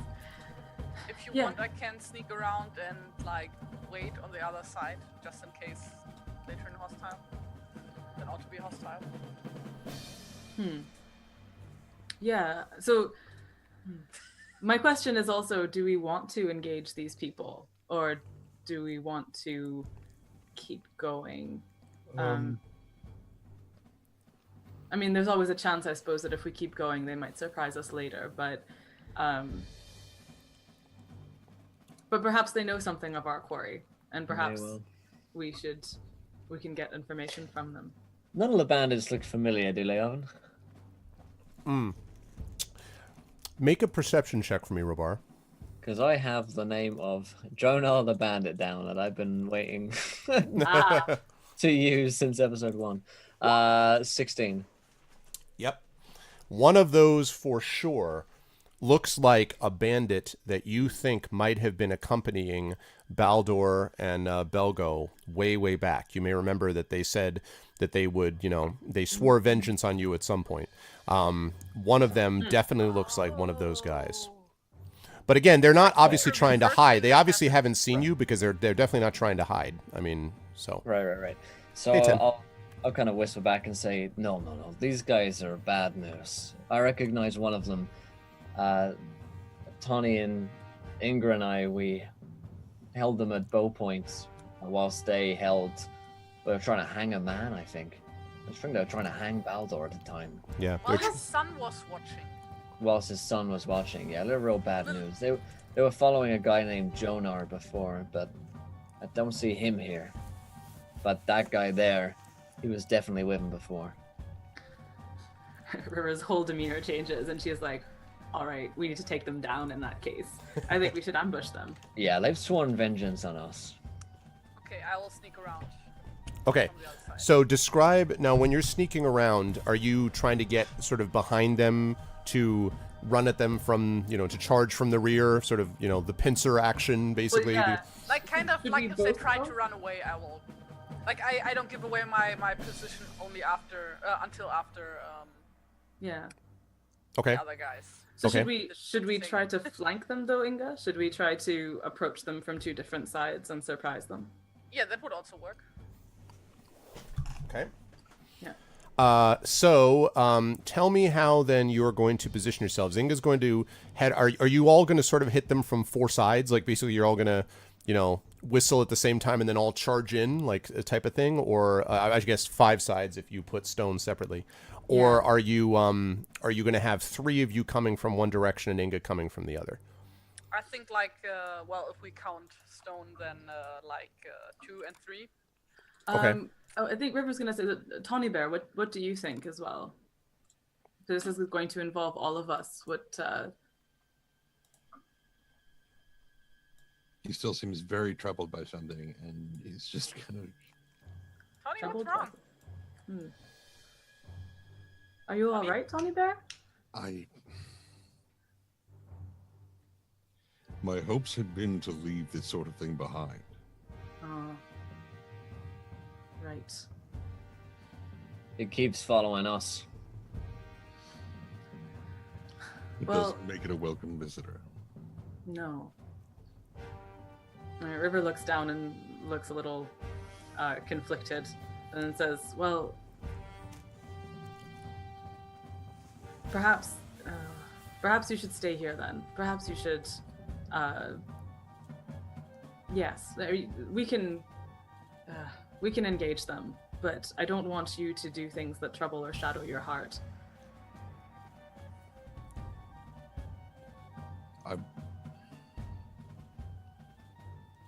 I will be nearby if you need help. River nods and looks to Inga and Robar and says, "There are 4 of us, including Stone. And there Or are 9, whatever. how many of them are there? 4? There are 4. There's 5 in all. There's 4 of the sort of lesser thugs or whatever, and then there's the guy who seems to be their ostensible leader, taller. So they seem to be taking orders from him. Again, you're figuring this all out from a distance, but it seems, again, they're not concealing it. This doesn't seem particularly subtle. Can we I see want to what they're- point out that Inga is visibly pissed, but she doesn't say anything. Got it. Like, specifically pissed at Tawny. obviously. Right. River is sensing some background here. They're not going to get in the way of this beef. Robar wants mommy and daddy to stop fighting. It's tearing him apart. Rovar is definitely cracking his knuckles and, shrugs. If Johnny Bear doesn't want to get involved, then he's still gonna. Let's do this. All right. So yeah, I think so. So shall we? We have the element of surprise. Shall we try our best to surround them? Yeah. All right. You and Stone and me and Inga, or Yeah, I think that works well. Okay. Also, I think it would make sense if Robar and Inga would go different sides around, just in case one of us fails, and Right. so that not both of us are given away at the same time. Good plan. Yeah. Okay. because one of us is bound to fail when it comes to Stone. Okay, so Not me. let's see. Right, 65. Okay. Right. So cool. The two. So okay. So River is going off with Stone. Who is going with River? as Dawn one. and River are one. Or one group, okay. Yes. Inga and Lilliman? No, I'm just kidding. No, Lilliman stays with. I'm joking. With So Inga is second. Robar, or is Inga and Robar going together, or are you guys splitting up? No, we are splitting up and going other sides around, and we are meeting Got it. back up at the end. Okay.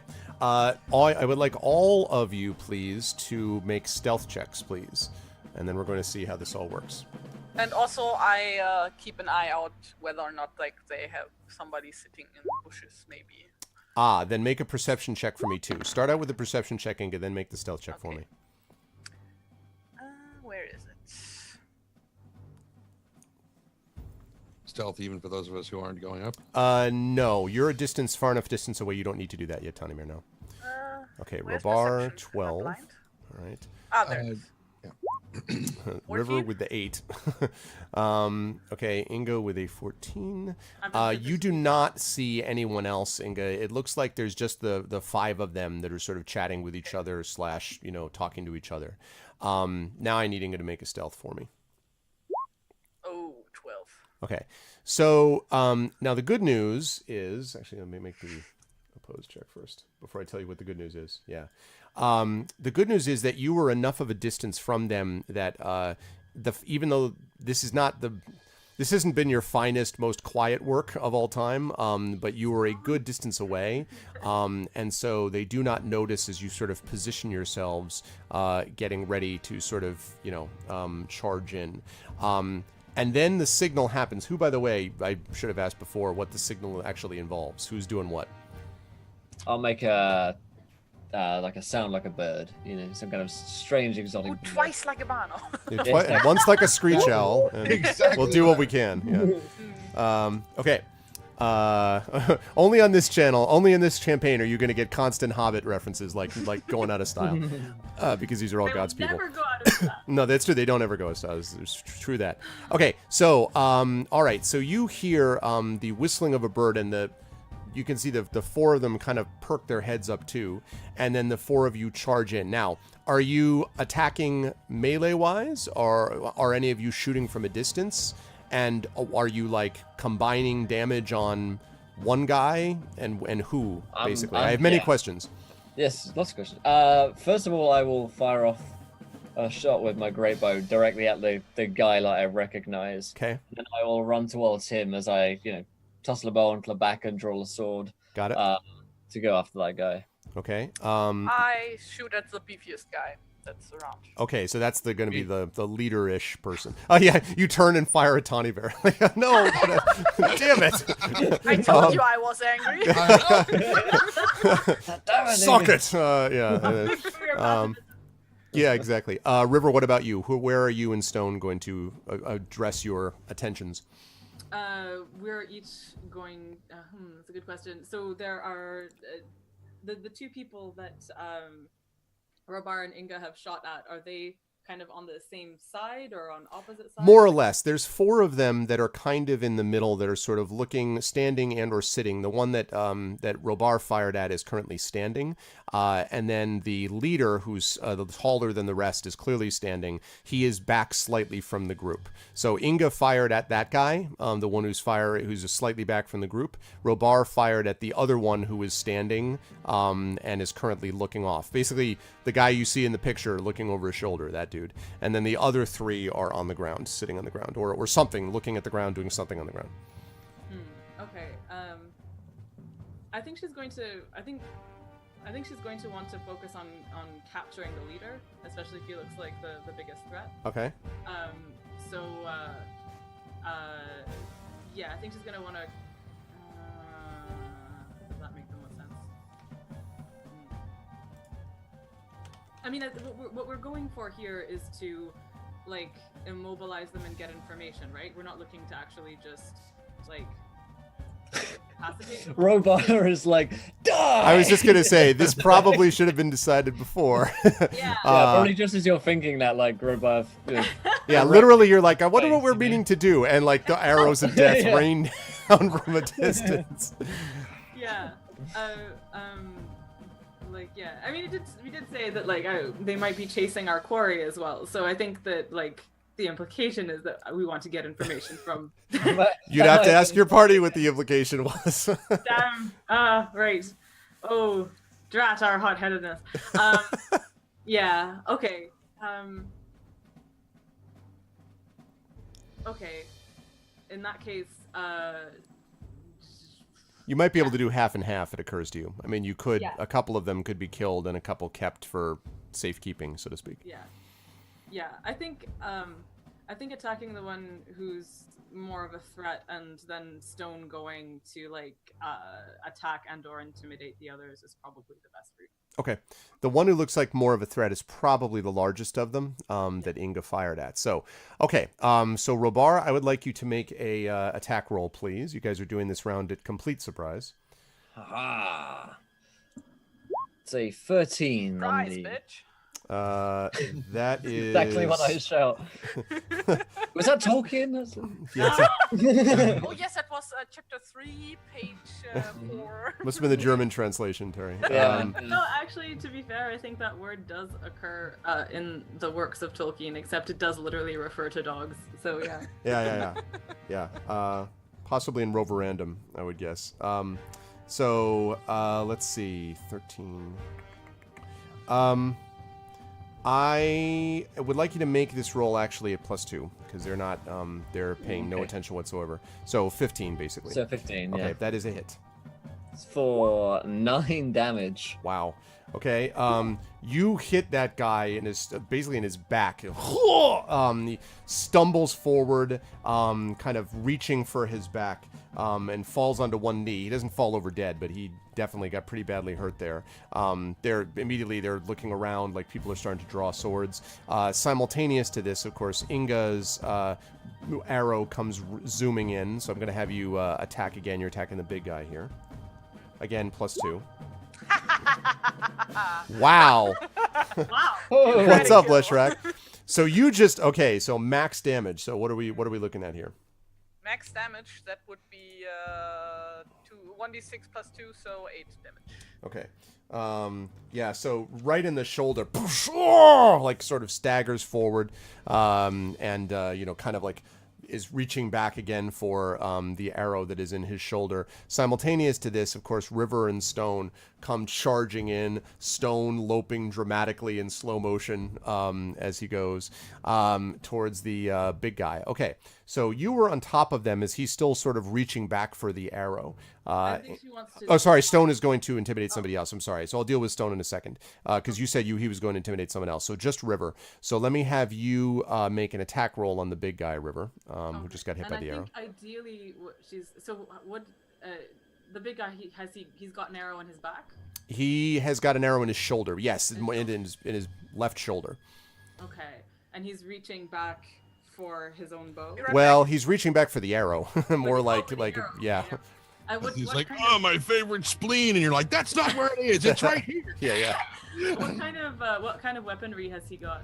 He has got on him. He's got what looks like a spear, and he has a bow slung around his back as well. But he doesn't seem to have a sword. He seems to have a spear. And the spear is in his hand? Yes, the spear is in his hand. Yes. Okay. His right hand, unfortunately for you. Okay, cool. Yeah, I think she's going to. Okay, yeah, she's gonna attack mostly with the aim of, like. Is this dude the leader guy as well? As far as you can tell, he's he's the biggest guy. Yeah, he's the biggest of the group, and he's one of the two that are standing. Okay, cool. I'm just gonna go for whatever attack is possible then. But if it's possible to disarm, or did I say that I'm just imagining lopping off his arm with an axe? I'm going to disarm him. Yeah. I see what you did there. That's what I'm gonna try and do. So just attack with. Well, let's see. I actually am going to look up disarm quickly because if you wanna try for that, you can do that. Okay. Do you want to now? Let me ask while I'm looking this up. Do you want to disarm immediately, or do you want to? How do I put it? Do more damage before disarming him. Right. Yeah, I think I think so. And if those two actions can be accomplished at once, like for probably not. Yeah. You would need to have to try to. First of all, disarming you're just sort of doing the best you can. Like, you don't have any specific thing. There are maneuvers that allow you to disarm, but they're not.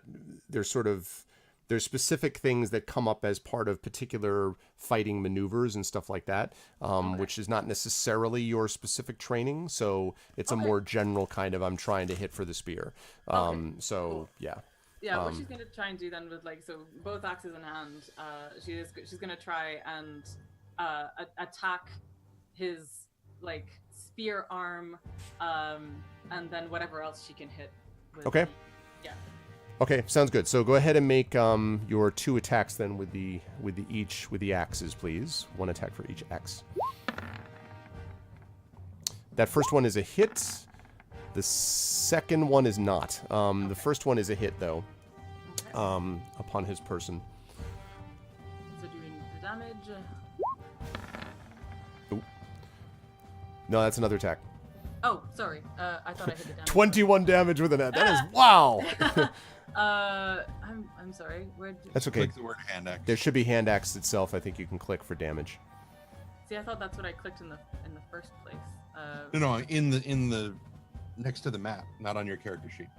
Oh, sorry. That's okay. Next to them. You'll see where you've got your 3 rolls. Each one says hand axe +5 at the bottom. Oh, I see. And just like that. All right. 5 damage. Okay, so you strike him a solid blow. He looks to be, I mean, he's definitely been, that the arrow plus that has definitely hurt him, but he is he looks to be pretty robust. He is not looked that close to death, and he kind of growls at you and he says, someone's getting saucy, hey lass.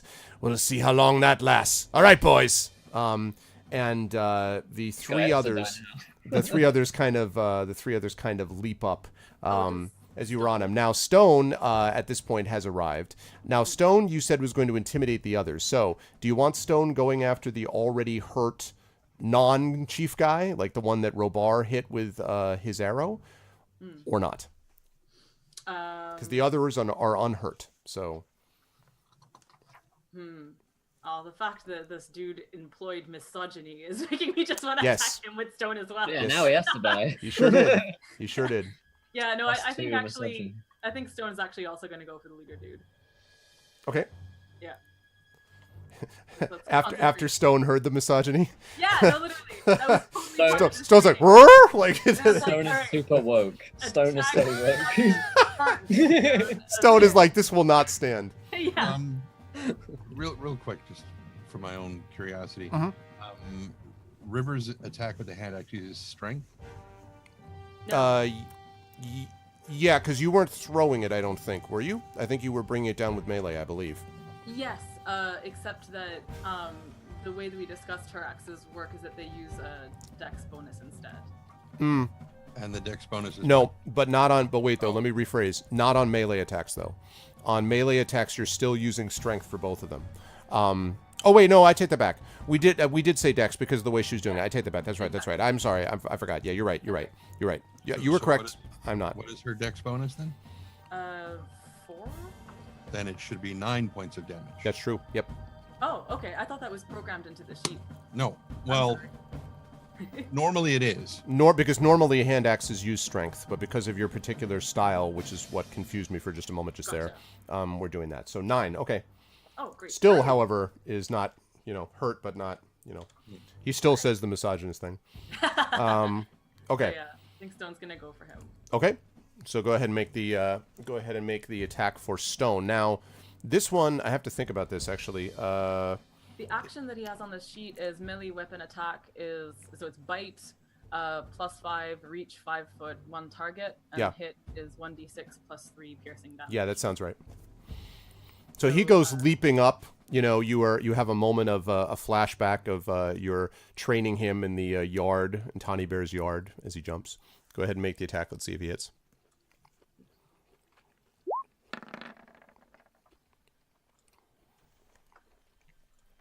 Let's see. That's 20. 20. Oh, I saw. Okay, I was like, where is the roll? There it is. And it's a medium creature saving throw. Cool. All right. So roll damage, and then we'll see whether he makes his strength saving throw. Exactly like Fifley's direwolf. Yep. Wait, is that 4 or 4 piercing. 4? Hooray! Okay. All right. Cool. You will be happy to know that he does not make his save, and so Stone basically leaps up and essentially overbears him. Like he staggers back sort of a few steps, and now he's kind of he's like clutching Stone as Stone is like, trying to ravage his neck, basically tearing into him, and he's trying to knock him off. Okay. So now what I would like, now that everyone is in here, is I would like everybody to roll initiative. And Tawny Bear, I am going to want you to roll for this also, please. Do we need our tokens on the board? Yeah, let me put up the time tracker also. There is the tracker. And yeah, if you guys could bring your tokens onto the map. Dear God! All right. They're a little bit large. Yeah, this is just for the sake of the time tracker. We're Right. still doing Theater of the Mind here. How do we bring the tokens on? If you go over to your character sheet, you should be able to drag the name onto the map, and the token that is associated with it should appear. When he says character sheet, he means click on the little newspaper icon thing. Yeah. Oh, yeah, sorry. Yeah, I've got the sheet. Oh, there. Okay, there we go. Aha. Ta-da! Ooh, look at that. Gigantic Gigantic. and beautiful. Where? Yeah, I'll let you drag her to where she's supposed to be then. Yeah, 'cause I'm it's just like- more. I mean, it's like not. This is not tactical. I'm just sort of bringing them onto this. So what you need to do is click on your token and then click the word initiative on your character sheet. Yeah, actually, hold on a second. Don't do anything yet. Or don't do that yet. Okay, now do that. Now you can do that. Stone there. Happy faith. Stone's head. Okay, and now we drag the tokens into. Now, if you so now what you can do is you can drag them into the turn, or you can also just right click on your token and go to add turn. You'll see there's a little. I think you guys can do that. I don't know if I can or you can. I can't do that. Okay, I'll do that. I'll just drag it. Add turn. Wait, I already rolled. Where did it go? I was in the list. Add turn. I deleted it all because we were starting again. So Yeah. my bad. But you had a 14, so There we go. No. Let's see. I've just added you just about all. 22. Ridicule. Okay. Let's see. Where did Robar's token just vanish? I added it into the big map. I saw you for a minute, but then there you, River. You're over. For some reason, River went flying over there. I don't know why. Oh, Alright. sorry. I think Oh, I was no. trying to add myself to the box. That's fine. I see you. I Okay. see you. I'm just resizing you quickly, Robar. Okay. And is Stone's initiative on mine, or does he get his own? Stone's initiative. That's a good question. Should have his own, unless I think it's his own now. I think it was yours, but now I think his initiative is his own. Because assuming that you're just ordering him to fight, which I assume you are. Yeah. Oh yeah. Oh, that reminds me. I want to ask another thing. Like, because critical damage doesn't do double damage anymore in 5th edition, or is that just the wild? My house rule is that critical damage does max damage. That's my particular house rule because I think that's the best way to do it. That's also what their damage does, is max damage as well. Okay. Okay. Can you give me Stone's hit point total, please? It is 8. 8. what is his dexterity? Why does my current hit point count say 10? I don't know. Dexterity for Stone is. Did I get damaged last time I wasn't around? No, you should. I still have you at 20. I have everybody at max Okay. going into this. Yeah. 15, he'd have a +3 to his initiative. 13 and 14. No, not +3. I think that'd be +2. +2 is what it says here. Okay. 14 is +2. So, but I don't have an easy to roll. Well, that's why I was asking. Yeah, it would just exactly, be a D20 plus whatever. Okay. So D20 +2 for him. Yes. Let's do. Ate too much cheese. Yeah. There is not too much cheese. Okay, so 13 for Stone. Robar, what was yours? Yours was 13 also? 13, yeah. Got a lot of 13s. All right. Robar, your dexterity raw score was what? My dexterity raw is a 14. Is a 14. Okay, Stone's dexterity is what? 14 also. Also 14. Okay, we're gonna Mine have is a him. 12. Right, and Tony's is 12. All right. Let's see. Roll off and. Can go alphabetically. No, it's okay. I'm gonna put him close to you. You're gonna be operating closer to his master in the order, so that means to River. So okay, so that's good. 22. Odd mail and I quickly adjust on my end. Okay, Robar with a 13. Tony with a 13. Stone with a 13. And then, okay, so basically, going with 13s.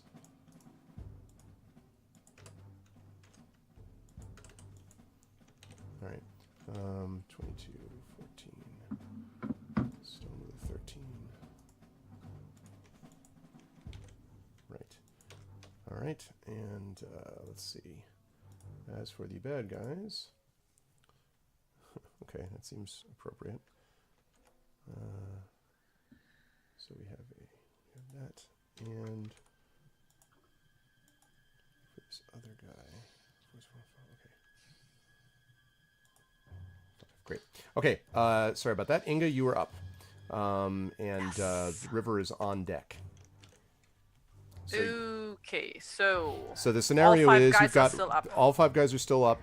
They're now all standing on their feet. One of them is badly hurt. That's the one Robar hurt that you have previously run into in your previous adventures. And the big guy has been struck by an arrow, hit by River, and is now dealing with a very angry Stone.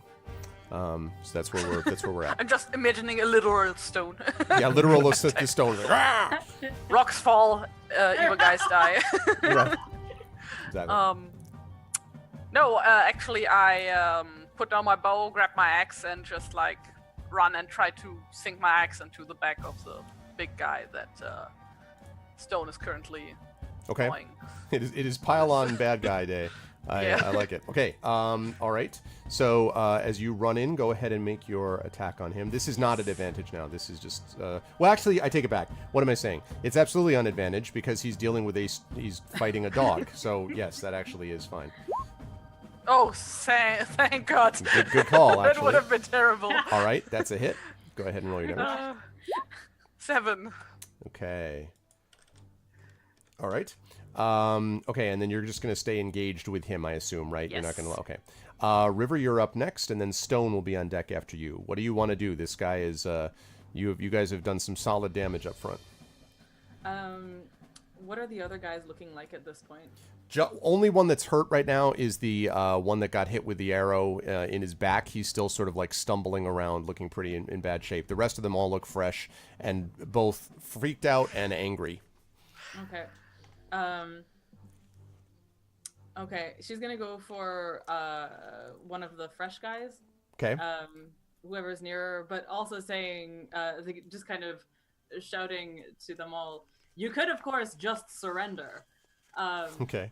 And as she goes to attack one of them. Okay. All right. Which are you attacking? The one who's already hurt, or one of the fresh? You said one of the fresh ones, right? One of the fresh ones. Okay. Okay. You may do so. Go ahead and make your attack. They don't seem to notice the other part that you suggested. Okay. That first one, the first hand axe is a hit. Second one is a miss. Off my game. Thank you for the follow, Gulheated. All right. 2 + 4. So 6. Okay. All right, that is a solid strike into the guy's midsection. He kind of staggers back, and you pay for that, he says. All right, Stone is up next. Stone is currently attached to the bad guy and is like straight up on him. I think when Inga comes up to engage that guy, he will back off and attack the guy that I attacked because that's like where his okay. his training is. So that's what he'll do. But for the moment, though, what is he doing at the moment? Because that's not gonna. He can't hold his action really. So he's got to continue his attack now if you want him to do that, and then next turn you can have him change up the attack if you wish. That's fine. Oh, I gotcha. Okay, yeah. Or tell him to stop now and go somewhere else, but he can't wait for Inga. He waits for you. No, exactly. No, he'll just bite again. Okay. All right. You may do so.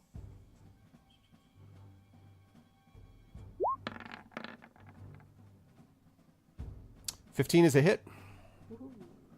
Just how huge is this guy anyway? About that 6'4". He can withstand like an arrow, He's a big dude. huge hound, and an axe in the back. He's a big dude. He's not happy about it though. He's highly displeased. I would be worried if he would be happy about that. So. He likes it. Okay. Oh God. Let's see. 8 piercing is that? Yeah. Wow. Okay. He is definitely taking it on the chin. He's still hanging in there though. He's still hanging in there. He is. That is exactly what he is. Okay. So Stone is going to stay right there. Robar, you were up. Tawny Bear, you were on deck. Robar, what do you want to do? You're the guy that you shot is looking very poorly, and you've heard the rest of the way that the combat's gone so far. I'm gonna rush up towards him with my longsword, going for his neck. Okay. Sorry, rush up on who? The guy that you hit? The initially? guy that I hit. Yeah, Okay. if he's down on his knee, kind of executioner's style for another 9 damage. Wow, you lop his head right off. Like you just wham! He goes flying off, and everyone's just like, like they all fall back and like, no, how could you? And they're all like, they just sort of fix their attention. You have a kind of, well, actually, you described to me. How does your face look, Robar? When you're Robar's like a pool of, I guess they see just kind of terror in their eyes as I'm looking back at them, as there's just this dread face falls upon him, and he says, "I suggest you all surrender." Nice. Make it That is very nice. Make an intimidation check for me, Robar. That guy is not. So the problem is, you say that you're like, It's like I say it in a stupid, like cheesy kind of way.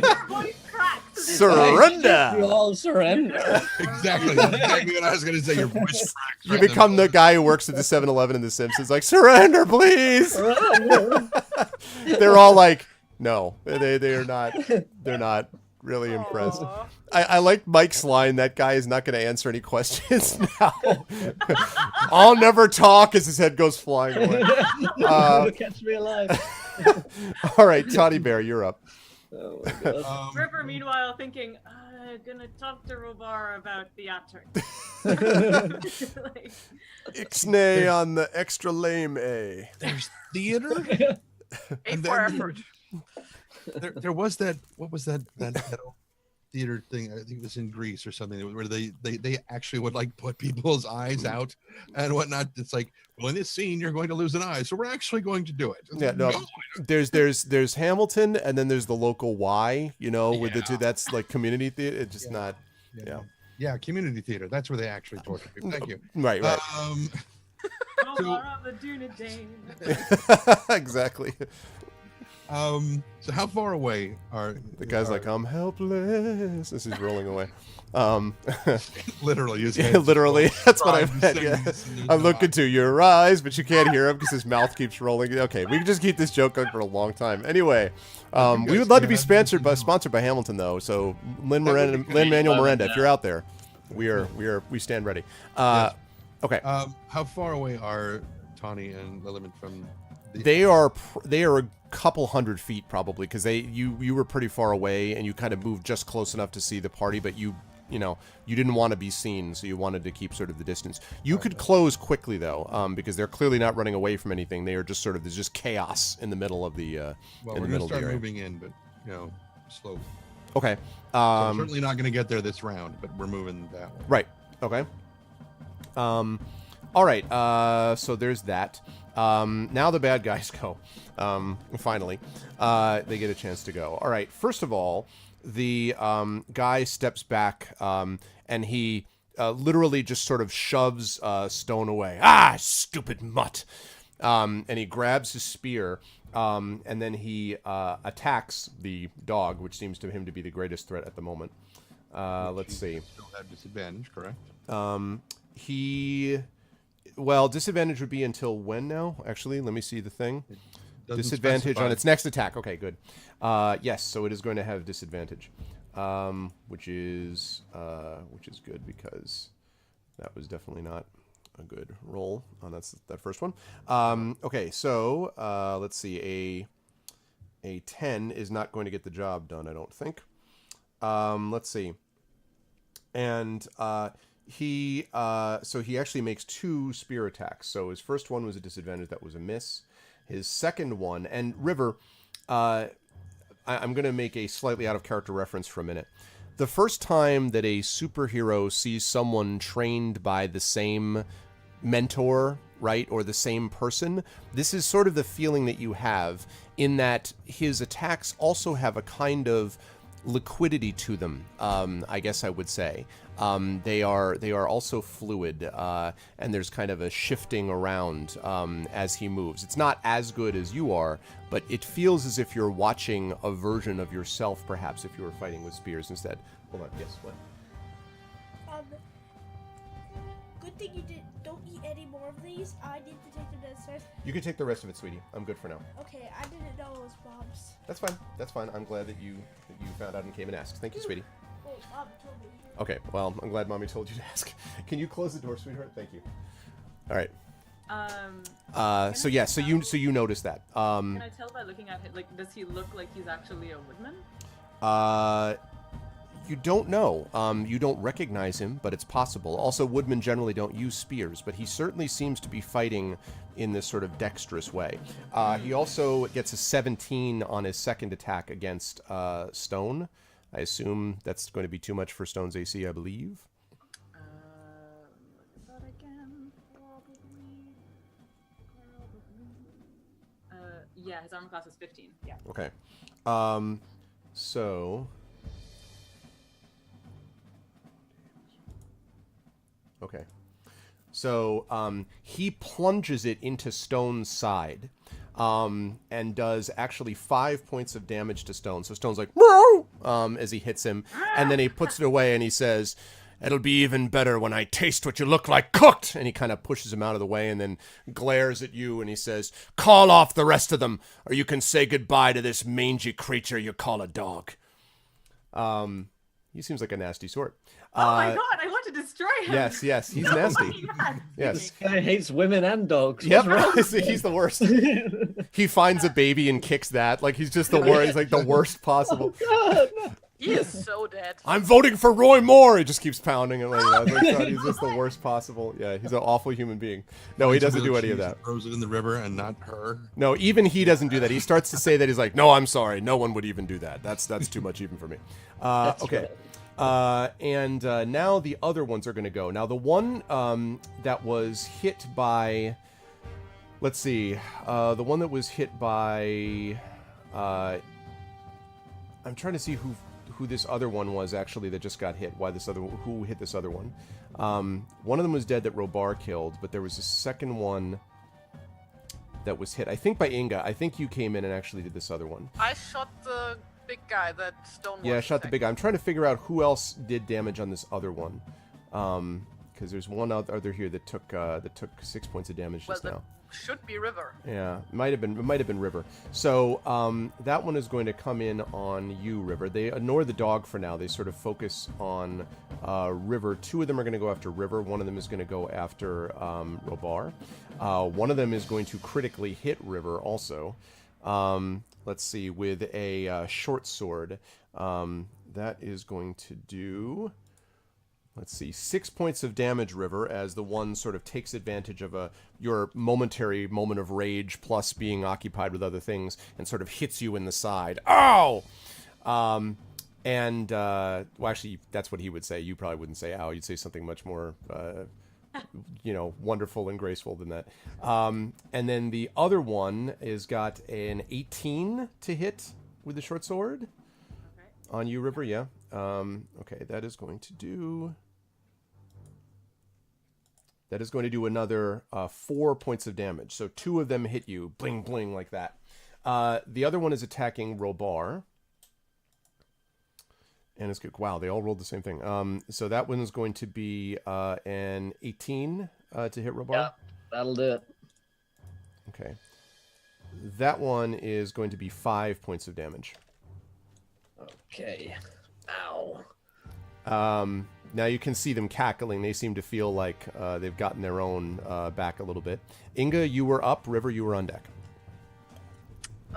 So he has Stone hostage, right? The large guy.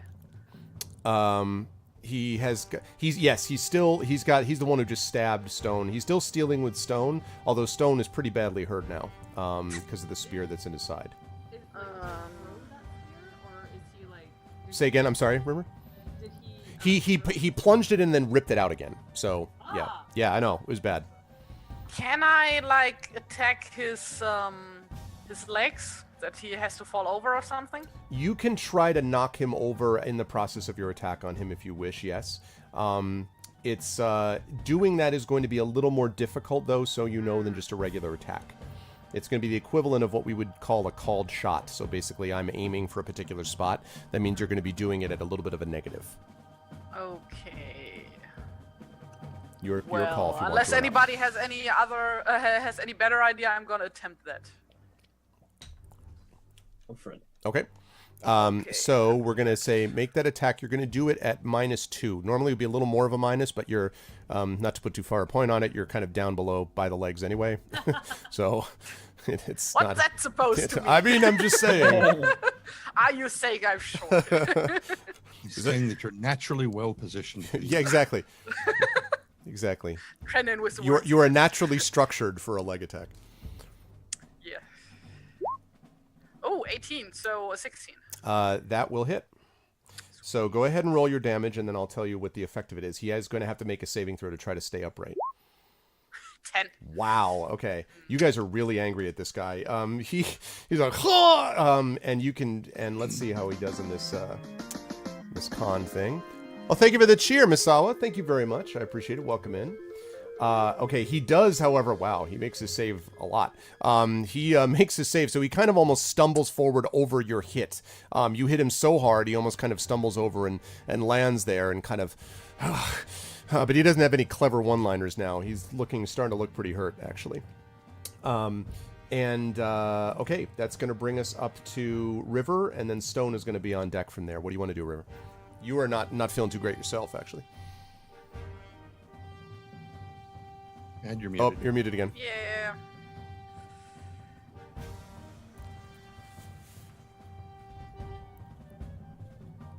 No.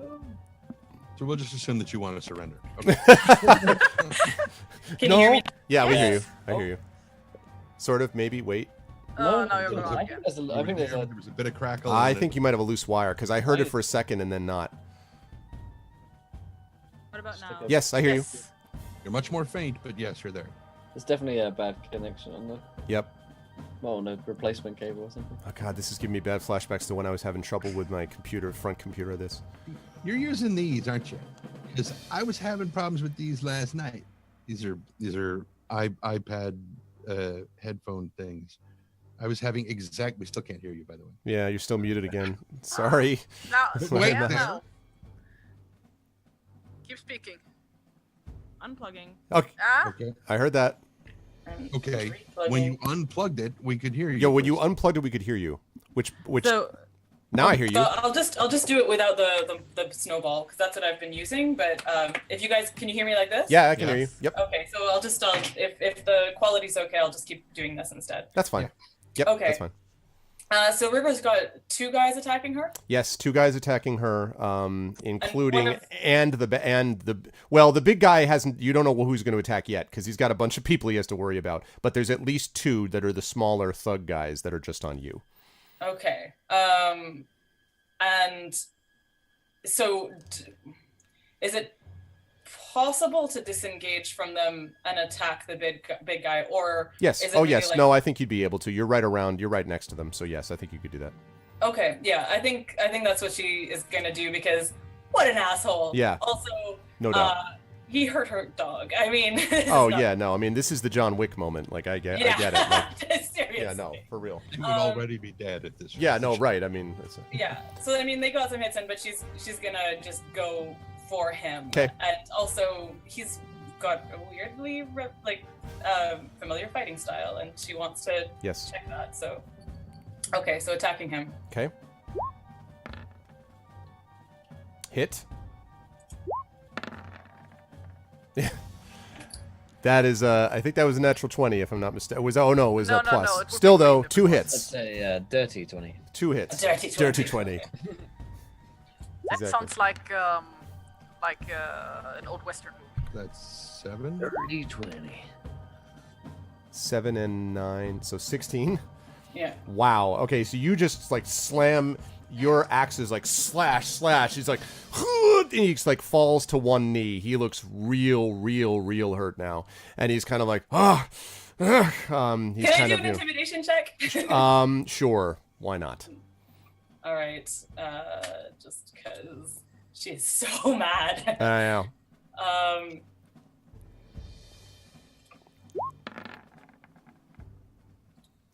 Not quite. God. Yeah, you're like, I'm so mad. He's like, I don't care. Is it? Wait. It's the left. It's the left of this. It's the first one that counts. Even if I have a blue check mark there, is that the? What do you mean blue check mark? Yeah. Is that the way it works? I keep forgetting which way. No, it it's the one that's on the leftmost side Okay. of the line. That is the first roll. So Okay. And yes. the second one is only if I have advantage. If you had advantage, which I guess I could have said. I don't know, for those of you who have inspiration or where you could have used that advantage on one of these if you want. I should have thought about that, but No, that's fine. Okay. I think that's okay. I just want to see if with naturally bearing down on him or whatever. Right. Yeah, no, I mean he looks really not happy and very angry, very like freaked out now. So we'll She see just what. says, "Stand down." Yeah, so we'll see what he does on his turn. Stone is up. What do you want Stone to do? He's really hurt. Yes. And so can she actually, while she's attacking this guy, say, Stone withdraw? She could tell him to, get away, like basically stop fighting. Like you can. Yeah. So you can order that. He kind of like puts his ears down. You can tell he's not, he's sort of not happy to leave, but he's also kind of hurt. So he kind of stumbles back a few steps from the ones that are fighting him. He doesn't run away full bore, but I mean, he, backs off basically. Robar, you were up. You see that the big guy is very badly hurt, and then there's one guy who's been hurt and 2 other that look more fresh, although they're looking worriedly down at their leader. Yeah, I see the big guy and I stalk towards him. You. And give him a swipe. Nope. It's a 7. Okay. You just sort of swipe over his head. He just barely misses, ducks, out of the way. Okay. Tawny Bear, you are now close enough. Whoops. I think we just... Oh, we lost. yeah. Sorry. Okay. No. Her router. She'll come back. Tawny Bear, you are close enough now that if you were to break into a run, you could arrive there probably in time to at least say something, if you wished. Or not. Or you could call Stone to you. That's exactly what I was about to do. Yeah. Okay. To call Stone. Stone comes over to you, kind of whimpering. You can see a nasty gash in his side. Not for long. Hands of a healer. Okay. Yay! He recovers 15 hit points. Okay. Woo! He becomes twice the dog he was before. So he becomes a Great Dane. All right. So So he's up to his max was 8, right? Yeah. Okay. Yeah. He feels fine. The wound closes over, and he kind of pants and wags his tail, and looks at you.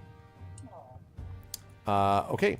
That is going to lead us to the bad guys, and he says to this guy, he sort of looks around at all of you, and looks at his men next to him, and he says, "That's enough, lads. Back off now." And so they all stop, and kind of look at him, and then they take a step back, and lower their weapons, and silence reigns, and he looks up at you and says, "Fine. What do you want attacking a bunch of innocent people in the wild?" Innocent people.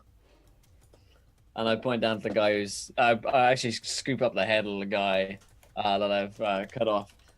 This man is a known bandit. And he looks at him. He says, "You don't have any proof of that, and anyway, you killed him. There's not much to go by now. His sentence has been passed. And I say, and I saw it with my own 2 eyes, the banditry which he's done before. Now, which one of you knows Jonar the bandit? And the 3 remaining thugs and this guy sort of exchange glances and say, "Oh." And the big guy says, "What do you want with Jonar?" What do you think I want with Jonar? "I've already seen what you want with him, with others like him, and I'm not inclined to tell you, because Jonar's my brother." And he stares up at you. You can see... Brother. Yeah. He stares up at you angrily. River, make an insight check for me, please. Yeah. Does he look like anything like him? No, he doesn't. Okay. I mean, other than they were both ugly and ill-favored, right. but no, but otherwise, Yeah. no. Maybe he's speaking, not literally. Wow. Nice. Critical insight. Wow. You rise up, you slightly lift above the ground. Okay, so you notice when he says the thing about his brother, you notice there seems to be genuine anger in his face and in his tone.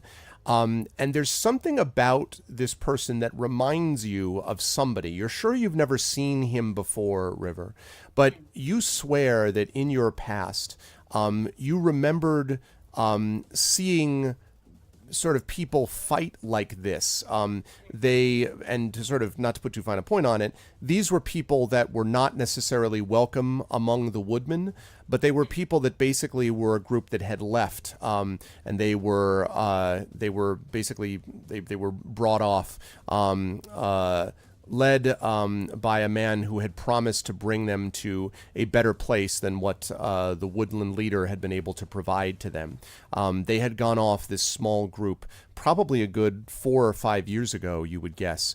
But the person who had led them off was well known to you because he was actually a person who was related to the leader of the Woodland Hall, a cousin who had taken some of these men and gone off with him.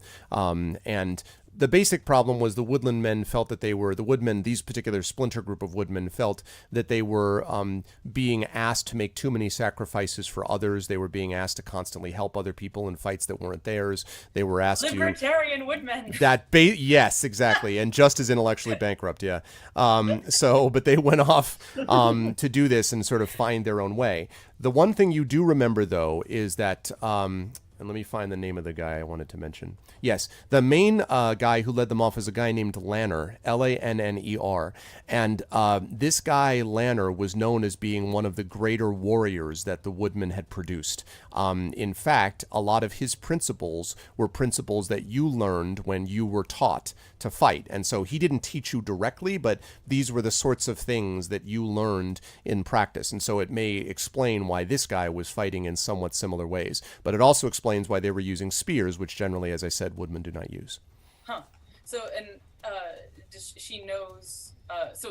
Lanner was one of the splinter group? Correct. He was the leader, really. The leader of the splinter group, who was the cousin of the woodland leader, the woodman leader, the actual real woodman leader that had left with them. And this was one of the guys that had gone with Lanner. Again, maybe 4 or 5 years ago. You don't remember his name or anything like that, but you would guess that that's who this guy reminds you of, basically, is Lanner. Right. So it's not that I know him; it's that he reminds me of Lanner. Of Lanner. Right. So River looks stunned with revelation, and looks at him and goes, "Are you one of Lanner's men?" And he snaps his head over to you. He's like, "Why?" Who's Lanner? He says, "A better man than you'll ever be. He don't attack people out of the wild. He don't walk with..." And for a minute, his eyes flicker. Inga, make an insight check for me, please. Oh, be a dead man. Well. Also, I apologize for before my router was That's okay. thing again. That's fine. Just make a quick insight check for me. Yes, I have to look it up. There it is. 9? Yeah, so you don't get it entirely. His eyes flicker to you for a second. You know that for sure. You don't know why. As he said, and he sort of he trails off. Whatever he was about to say, he stops. He says, "We don't travel with," and then he just stops. Wait. Say it. I'm waiting. And he turns away and he says, "Go on, kill me, you're wasting your time. You've already decided who's guilty and who's innocent here." Well, okay, I'm trying to intimidate him. I Okay. take my axe. Well, have it your way, and I raise it. Okay, go ahead and make an intimidation check for me. Yes. Oh god, I don't get any bonuses on that. 11. He's kind of like, and he says, "You're gonna do me the same way you just did him." And he gestures towards the head that Robar still has, that he's carrying, and he says, "I see how it is. All high and mighty you are. All of you sit up there, walk around, find us, and think that you're gonna do what the right thing is to do. I suppose you're working for the bear, are you?" And now, Tiny Bear, you know that the bear is sort of a it's not really a slur, that's too strong, but it's sort of the thing that people say that's not particularly respectful when they're referring to Bjorn. And he says, "I suppose you're working for the bear, are you? And he's told you to go find all of us and kill us when you can? Well, fine. You can take down my men, but there's a lot more of me. There's a lot more waiting to find a chance to get at you. And you remember the enemies you make when you do something like this." And he spits a little bit of blood on the ground and is silent. So River actually is still kind of stunned by this. So just a quick understanding, Con. Yep. That splinter group that left, are they sort of ill-regarded by the rest of the woodmen? Yeah, because they abandoned them. Because they abandoned They them, yeah. so- Now they were not. I don't want to make them into bandits. This is not No. something you would have expected that Yeah, we would have turned to exactly. banditry. But yes, they were certainly not considered positively because the feeling was that they were basically being individuals instead of working for the group, which is what the Yeah. woodmen survive by working as a group. So Exactly. Yep. So River actually, like, because if it still looks like Inga is about to kill him. Inga doesn't look happy. I mean, I would say No. River says, "Hold, Inga." And she just looks at this man with sort of pitying confusion. that. Okay. Just goes, "Lana left with," and says this partly for Robar's benefit. "Lana was a fierce, brilliant warrior who taught us a great deal and then left with a group of men because he wanted to find something better than working together with his fellows. He wanted to find something that would allow each man to walk on his own," and River says this with some disdain, "walk on his own by, pulling himself up by his bootstraps," as if that makes any sense. "But I never thought that he and the likes of him would turn to banditry. It's so unworthy. For all that we had disagreements, what is really though? This is what you left us for? To rob passersby, to threaten and hang those with whom you disagree? Is that really your honor, your ethics? Is that what this is?" And he sort of looks back up at you and he starts to chuckle nastily. "I think there's nothing funnier than watching someone who's got holy all up in herself to try to pretend that holiness comes on us. We and my lads were here, bothering no one until you came and attacked us. You just made an assumption, didn't you? You just looked at us and said, 'I bet that they mean no good,' and that's when you decided to attack. But you call us bandits, us thieves, while you give away our lands, give away what we care about to a bunch of..." And he kind of again stops and then spits Are again. you done now? No. This man here, and I point to Huddlehead, he was hanging a father along whilst his son watched, whilst me and my companions came along and stopped him. And he sort of They're shakes not. his head. He doesn't respond. He shakes his head, in kind of a... Along with doesn't this say brother anything. of yours, so maybe you're not quite as holy as you'd like to think either. River also looks at him and goes, "What were you doing since you were so innocent and since you were so innocently standing here expecting no trouble? What were you doing?" And That's what the... 5 armed men doing. Yeah, the three survivors that are standing, that not him, sort of look at each other nervously, and one of them's like, "Well, we won't mean no harm," and then one of them like punches him, "Shut up," in the arm, and the other one says, We're not going to tell you nothing, are we? I raise my axe again. Okay, Then make glare at him. an intimidation check. This one you can do at +2. These guys look to be considerably less stalwart than the guy you've been talking to. Oh God. Can I also make an intimidation check? Why are we all so Yeah, terrible at intimidating people? Because you're just too nice. That's all. You're just too nice people. River, yes, but who are you intimidating? Those dudes. Same guys. Okay, tell me how you're going to do it. She's gonna basically stand up and no, what is she doing? So she attacked the dude. Right. He is on the ground. Right. I think she was crouching as she was talking to him. Right. Okay. And now what she's going to do is slowly stand up. And she has blood all the way across her front, by the way. And yeah, she is literally like covered in blood and yeah. gripping both her axes. Okay. All right. And do you walk towards them? Do you say anything? Do you sharpen the like Ginsu knife? Like, you know? Just going to sharpen one axe against the other. Okay, go ahead and make an intimidation check for me then. See, the dice know. The dice know. It's the axe. It's the axe that did it. So the one sort of takes a step back. The one that was like, we didn't mean no harm. It's not our fault. We didn't. And the other one's like, shut up. He's like, I'm not going to shut up. You shut up. And he sort of pushes him back. And he says, none of this would have happened if he hadn't told us what to do. And the other one looks up at him and says, why don't you be still? And he's like, and the currently freaked out one says, I'm not gonna be quiet anymore, Canis. You've had enough of bullying all of us.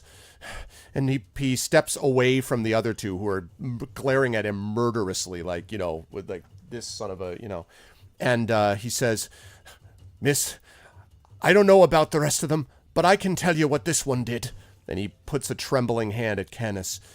This one, he told us we'd have plenty of food if we followed him, right?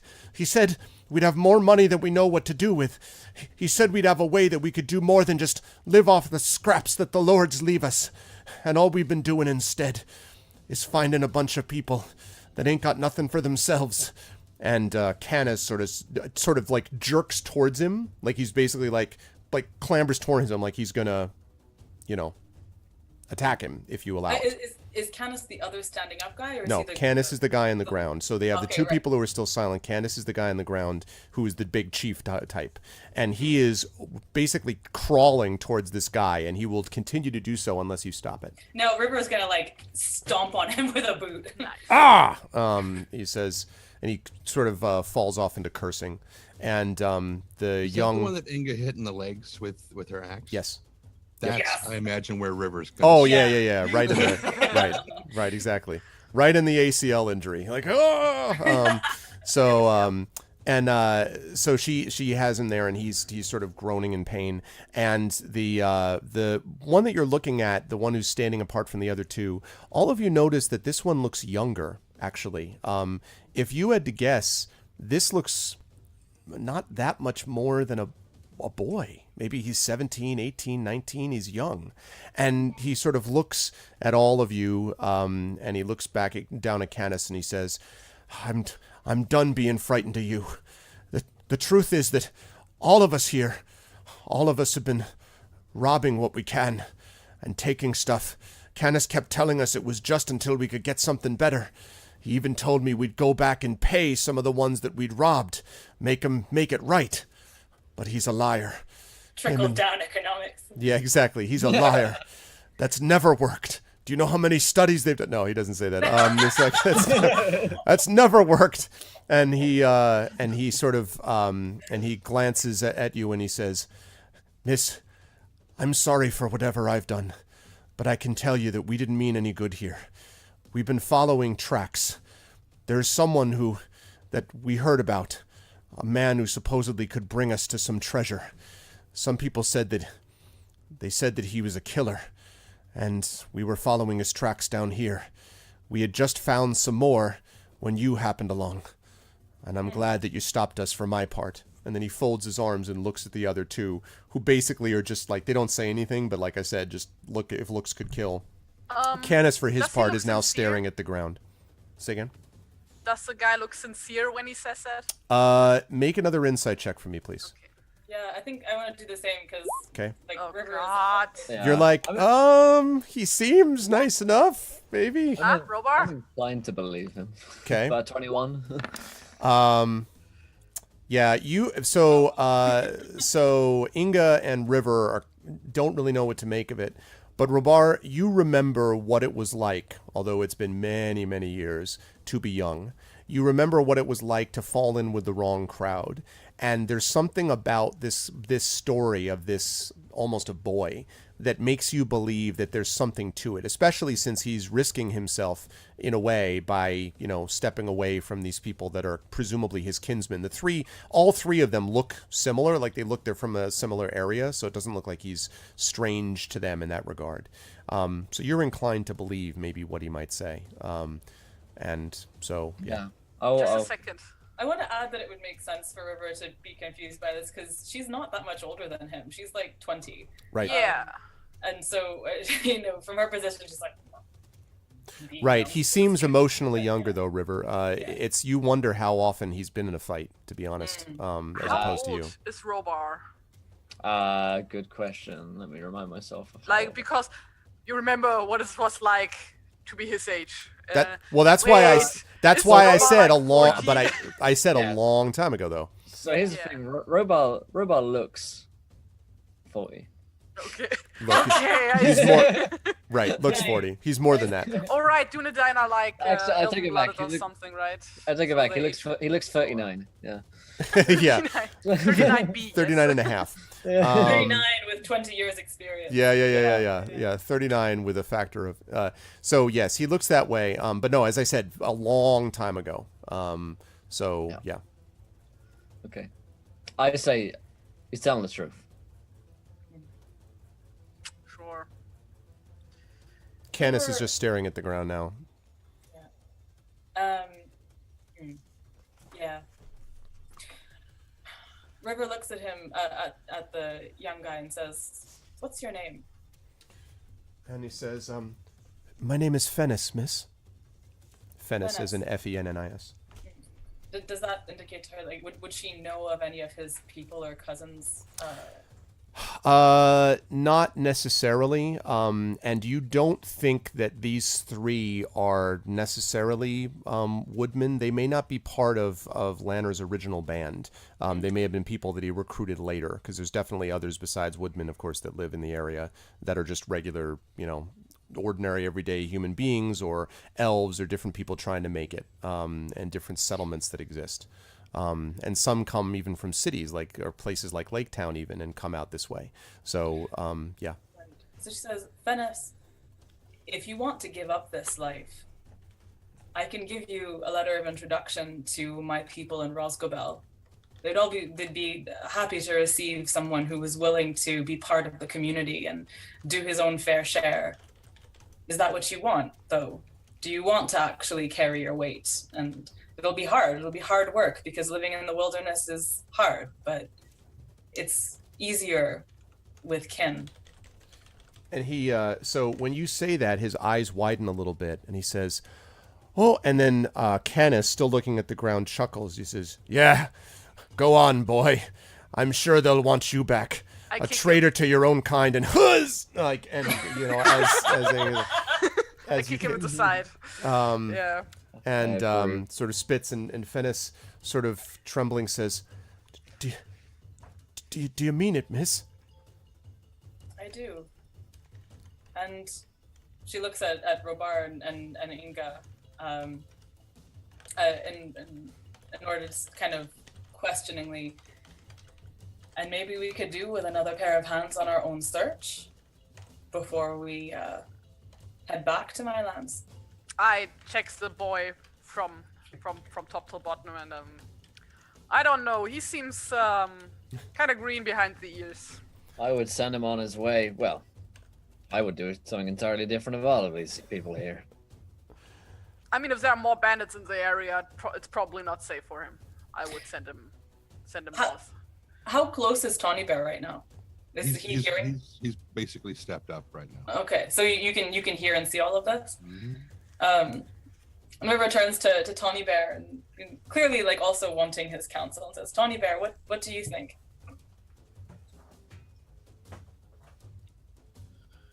I believe that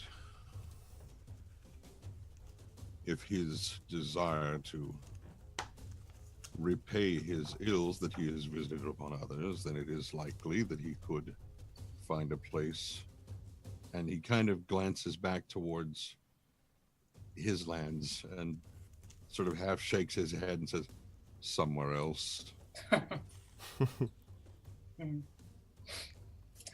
River turns to Fennis and says, "I mean it. If you want to leave this life, I'll do whatever I can to help you. And if my companions think that you could be an asset to us in our own quest, then I'm all right with that as well. But that's not entirely up to me."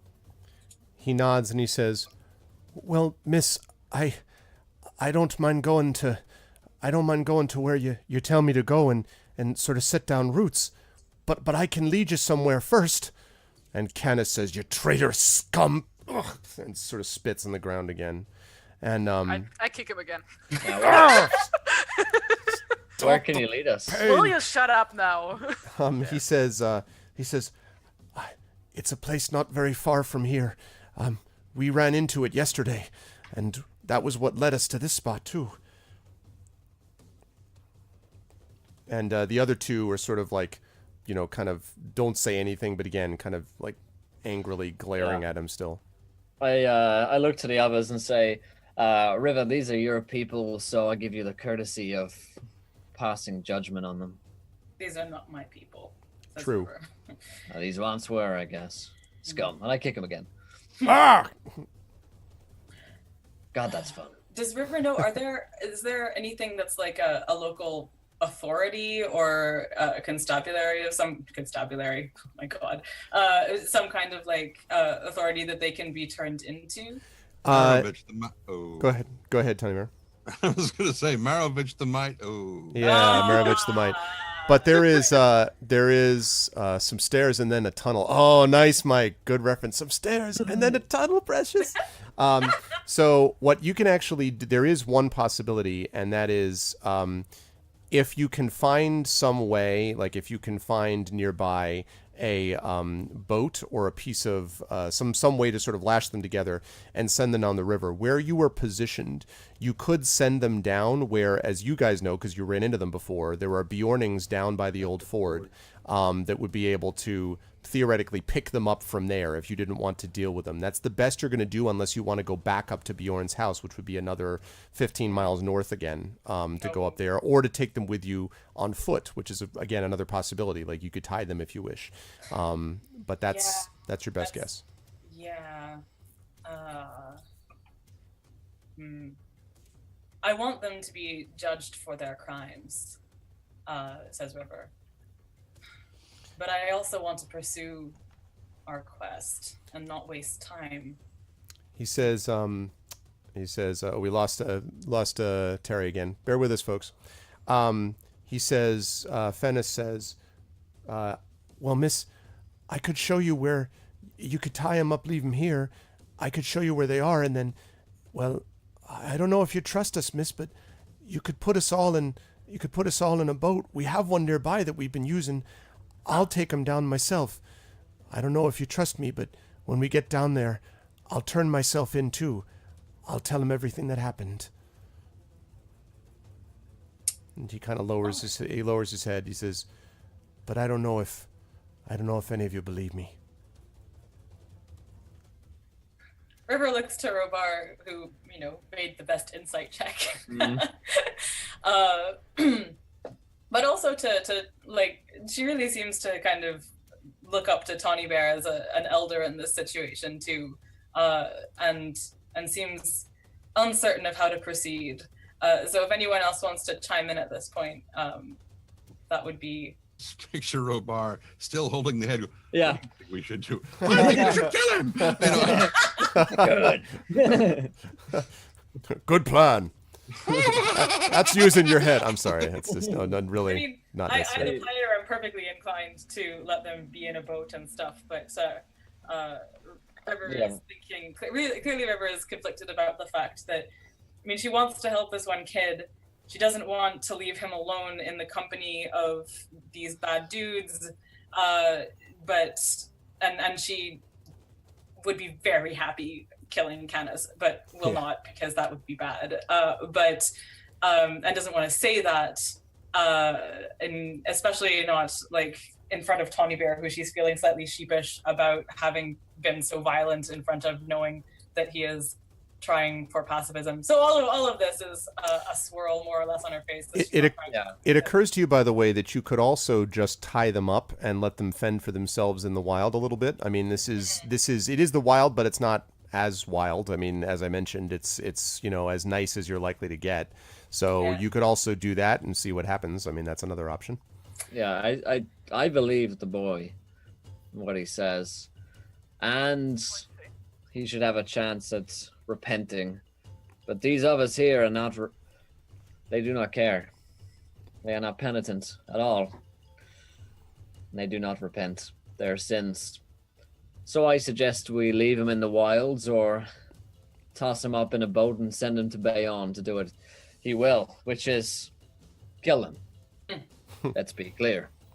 Now, whether or not it makes any difference, if we kill him here or if Bjorn does, matters little to me. But if it's weighs better on your conscience that we don't have to do it, then I suppose we can just send him off in a boat. But either way, I believe the end result will be the same for them. Well, if we send them in a boat, they're going to go south, right? They're going to... Yeah, it would be to the Bjornings, who could then theoretically bring them back up to Bjorn, but yeah. Right, okay. Yeah. Yeah. We have, well, of course, Tawny's a scholar. Of course, he has parchment and quill with him. So he'll just start writing out a note. Yeah. Okay. I think what River's going to want to do... Oh, Inga, did you want to chime in on this? On what we're doing with these dudes? I don't really care either way. Okay. And just to recap, he did, Fennis did say he was going to, show us the tracks that they were following and stuff, right? He says he wants to show you something in particular. Okay. So, yeah. All right. I say then that we tie these up. We leave them... we tie these up. I want to know what Fennis wants to show us. So can he show us stuff and still take them in a boat? Or... Yeah, he would do that first. Presumably he would show you first, and then you would set him off on his way. Great. And she'll say to him that she'll send him off with a carefully worded letter of the sort of this should be carried by so and so, who looks like this and stuff, and this is what happened, and give an accounting of everything. Okay. So that if basically a letter worded in such a way that if he showed up under false pretenses, that he wouldn't get the same welcome as if he, was actually demonstrating the particulars of the letter. Okay. All right, you can do that. That letter is written, and then he, one of you, I presume, has tied up the other guys and leaves them for the moment while Fennis brings you to the spot. And there's two things he shows you. The first is pretty close to where you had this fight, is an area which now looks pretty messed up because you guys were just fighting over it. But basically, it looks like an area where there was possibly a campfire, probably... It's not clear if it was maybe a couple nights before, but it was fairly recent. Again, maybe 2 nights before, 2 nights before, something like that. And from there, a trail of there's a set of tracks where the grass is matted down. And as he brings you along it, he finally comes to. He stops quite suddenly, and then he says, Down there, miss. He seems to be particularly focused on you, River, since you've been the one who's sort of been the most clearly merciful to him, although Robar is the one who believed him. But he looks, he says, and he points down, he says, there, miss. And you see that he's actually pointing down. The grass comes into an area where there's a rather large depression in the ground, not large enough to be a valley, but it goes down a good probably 20-25 feet maybe, and then extends outwards, and then up on the other side. And lying at the bottom of this gully, I guess you might say, you see what is very clearly the corpse of an orc. And next to the corpse of the orc is the orc's head, which has been chopped off from its body and removed. And the head is, lying right there. Someone slew this thing and did this to him, and the tracks for the person that did it lead from the gully up and out along the path that you just followed. And I think that, because it is past 3, is going to be the spot where we stop. I have one last question. Sure. If that's all right. Sure. She'd want to ask him why they were looking up a lot. He said, actually, you know what? Yes, that's a better place to stop anyway. He says, well, you see, miss, there were carrion birds, many of them flying overhead. And when we tracked them down, we found this here. I don't know who you're following, miss, but I'd say he's dangerous. Who's hurt? Thank you.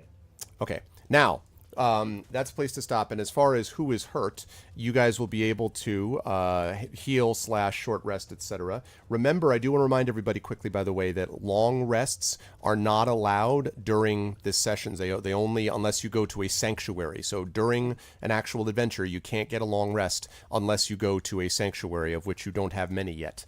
So just be aware of that. So it's just short rests until you get to in-between adventures. As for who's hurt, River I have at 5 of 15, and Robar I have at 15 of 20. Yep. And the dog. Oh, he got healed. He got healed by Tiny Bear. Tiny Bear, yeah. Good.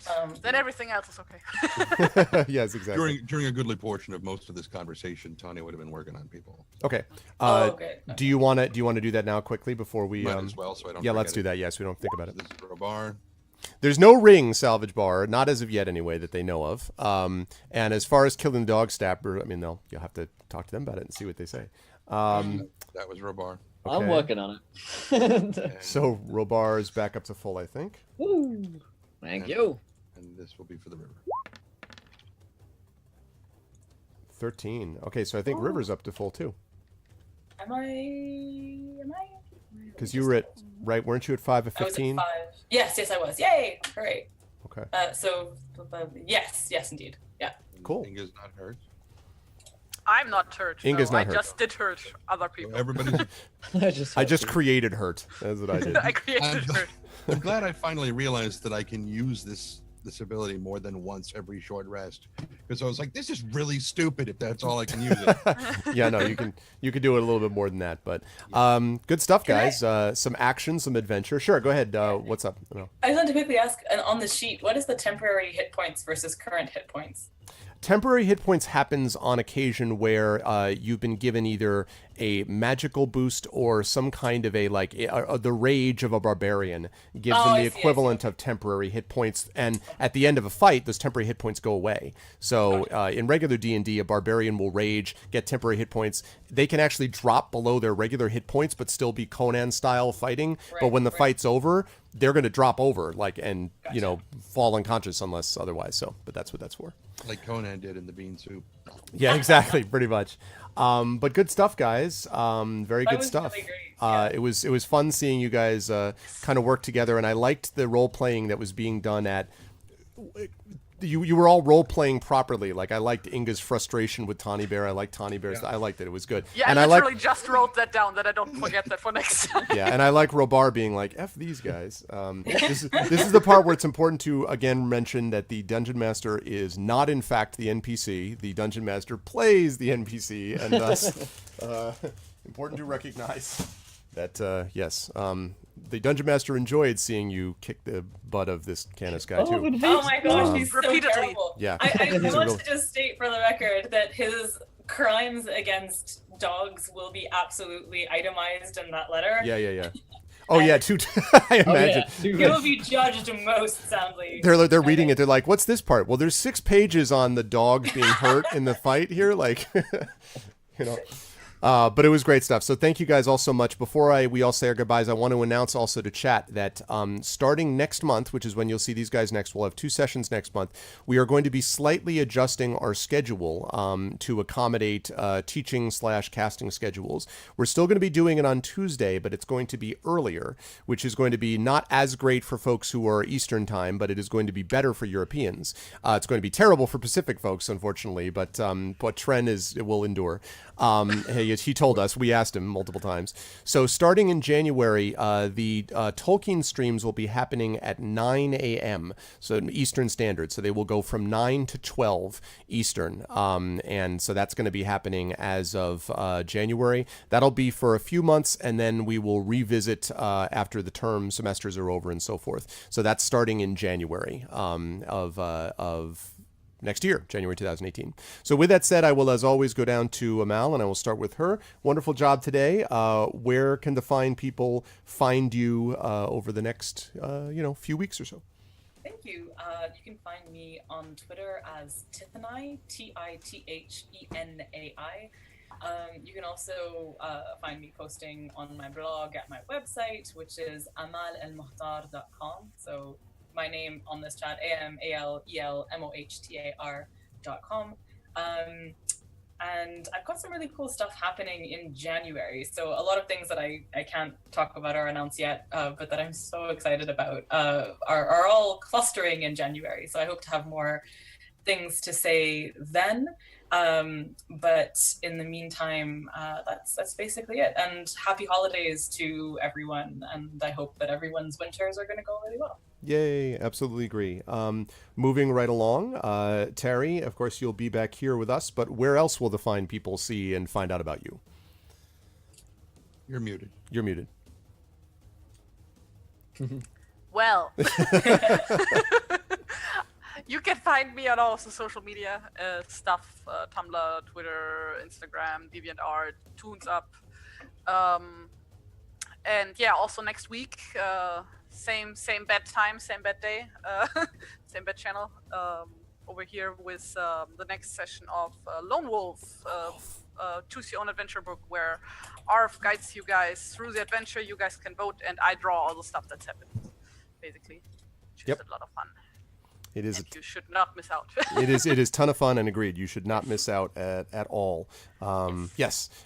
Moving right along, we of course will. Wonderful job today, as always. Where will the fine people see you next?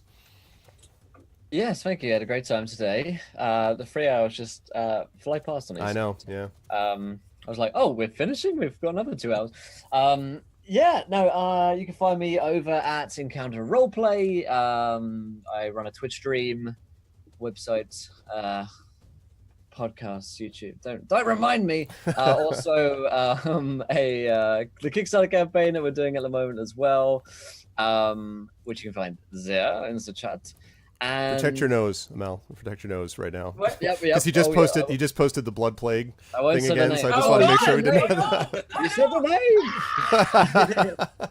And you'll see me on. I'll be live tonight in 2 hours' time. One of our flagship shows, The Long March, is back on after a hiatus of about a month due to people moving houses. But we're back on tonight, so that's when you'll see me in a few hours' time. Nice, good stuff. Thank you. This was awesome. As always, a great pleasure. Thank you, Will. And last but certainly not least, of course, our good friend Trendane. Tren, nice work today, sir. As always, where will the fine people see you? See you here. Nice work standing around. Yes. Well, listen. This is what happens when you play a pacifist. Don't talk to me. I understand that. There was a point where I was. Never mind. We'll wait. I'm sure it will come up. I don't want to spoil that little surprise. Especially given the scene that I imagine will follow. So, where will we see me next? I don't know. It's possible that on Thursday, which would be over at Not So Speedrun's channel for the thing that I do over there. Blades in the Dark. Yeah. Where he plays Hocus. Where I play Hocus, the Whisper. But depending on if I get selected for jury duty, I might not. So if I don't get selected, which I will find out Wednesday night, then I will find out if I have to go in to figure out whether I'm selected or not. Anyway, so if I don't have jury duty, I will be there on Thursday evening on Not So Speedruns channel playing Blades in the Dark. And on Saturday, I will be back here. Yep. You're not over there. You're up here. With that guy. Playing the D&D. Yep, that's what we're doing. And then the weekend after that is that other thing. Is the Our Vocalists. Yeah, he's got the week after that. I do want to mention for those of you who want to see more from Tren, you'll get to see him with D&D. The week after that is the Our Vocalists, and it is our yearly reading of my favorite short story in the world, which is A Christmas Carol, done with all of the Our Vocalists. So we will have the full voice team here doing Christmas Carol, which is badass. You need to check that out. So that's going to be cool. But yes, Trent will be back on Saturday. And as a reminder to everybody, if you liked this and you like D&D, Saturday, that's the flagship campaign that has been going on for the longest. And there is a surprise that I have for everybody about stuff you can do to show your support of Infinity and Beyond, which is that crew that plays this Saturday. So definitely check that out. For net neutrality. Yeah, well, true. True. And I want to again remind everybody, if you haven't already done so and you are in the state of Alabama, go vote, and please vote for the good person. There's a very, very clear choice this time. Really clear. So please vote for... Get out of if you can't tell, you shouldn't be in here. I'm pretty sure everybody can tell. So please vote for good over evil. Most of all, please vote so that evil does not win. That said, I want to thank everybody in here for having done a great job. I'm going to close up shop and I'm going to let these folks go. Happy holidays to every one of my wonderful players. These guys are amazing. I love this campaign and I am looking forward to next month already. But have a wonderful rest of 2017 if I don't talk to you. And if I do, I will speak to you in our various things. Otherwise, I'll catch you wonderful people soon. Chat, can we get some love for Trendane, for Will, for Terry Tunes, and for Amal? Thank you guys so much. And I will see you all soon. Take care. Goodbye. Thanks for the fun session. Bye-bye. All right. There they go. All right. That is going to do it for them. And let's see. Let's go like that. There we go. That was a lot of fun, guys. I really love D&D. Have I mentioned that before? I think I've mentioned that a few times. But yes, thank you everybody for stopping by and checking this out. Again, if you liked what you saw and heard today, please make sure to follow the stream and please make sure to check out the channel in the various ways that you can. Obviously, not just following the channel, but also checking out the Steam group with ! Steam group, YouTube with ! ArvTube. Of course, the Discord with ! Discord. If you haven't done so already, please consider supporting the Patreon, ! Arvtreon. I am aware of the ridiculous fee thing that Patreon is claiming they're going to do. I am going to be looking for alternatives if they do not reverse course. I hope they reverse course, but if not, I'm going to be looking for alternatives in the meantime. I very much appreciate those who are able to stick it out and deal with the stupid nonsense fee thing that they're doing because it's ridiculous. That is going to... Oh, and then last of all, of course, subbing to the channel, which is at a discount right now. It's at a discount to sub to the channel, and you can also gift subs to other people. Just what they need for Christmas is a little bit more D&D and maybe some Arv in their life, I guess. But thank you all so much. You guys are the best. And I would encourage everybody to check out GOG. I'm going to be over at GOG in about 45 minutes continuing my playthrough of Vaporum. I am looking forward to it. It's going to be a lot of fun. Yeah, exactly, Kilobyte. What is this special announcement? Kilobyte knows what this special announcement is, but nobody else does. So that's going to be on Saturday. Definitely check it out. But thank you all for being here. Thanks as well to Cubicle 7, who's the official corporate sponsor of this campaign. Thank you to them so much for allowing us to play their wonderful system and to being able to provide us some giveaways in the process. Thank you all so much. And we will be back at you with this campaign next year actually, in 2018, with more of Adventures in Middle-earth, Wilderland Adventures, Episode 3, Kinstrife, and Dark Tidings. But now I'm going to let everyone go and remind you all to, about 45 minutes from now, be at GOG when I will continue the awesome steampunk game known as Vaporum. That's it for me. Thanks, everybody. Love you all. You're the best viewers on Twitch. Follow the channel, support with all the things, and I will see all of you wonderful people soon. Until then, be good to each other. Have a good day.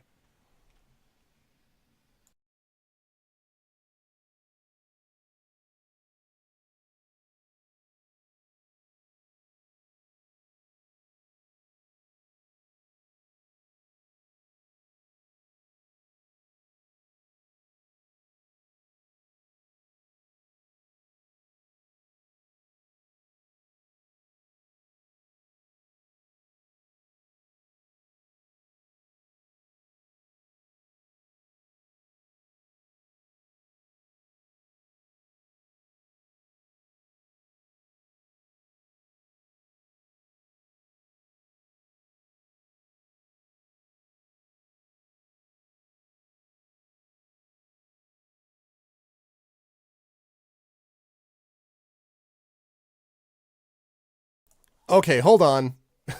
I completely forgot. Wait a second. I completely forgot. Thank you, Kilobyte. Whoops. Just joking. I'm not leaving. Not quite. I completely forgot about nominations. Damn it. Thank you for reminding me. Okay, good. I'm glad I remembered that. That would have been unfortunate. All right, give me a second. Let me pop that up.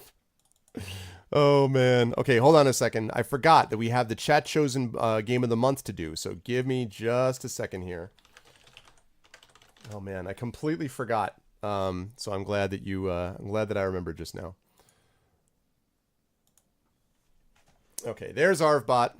And let's get Arvbot up here. There he is. Okay. Sorry, guys. So, the chat chosen game of the month, which is the final vote on this, will be held next Tuesday, and then it will actually played in 2 Tuesdays from now. But the question is, what game should Arv play this month? And I will take the first 6 nominations. Sorry, everybody. I'll take the first 6 nominations from people. Again, just 1 nomination per person, please, about a game I should play. I reserve the right to veto if one of these does not work. If I don't like these, I reserve the right to veto any horror games or things like that. So please give me your choices. So we've got Red Alert 2. Let's see, Portal 2. Growlancer 2, a lot of 2s. The Witness. Okay. Phantasy Star 4.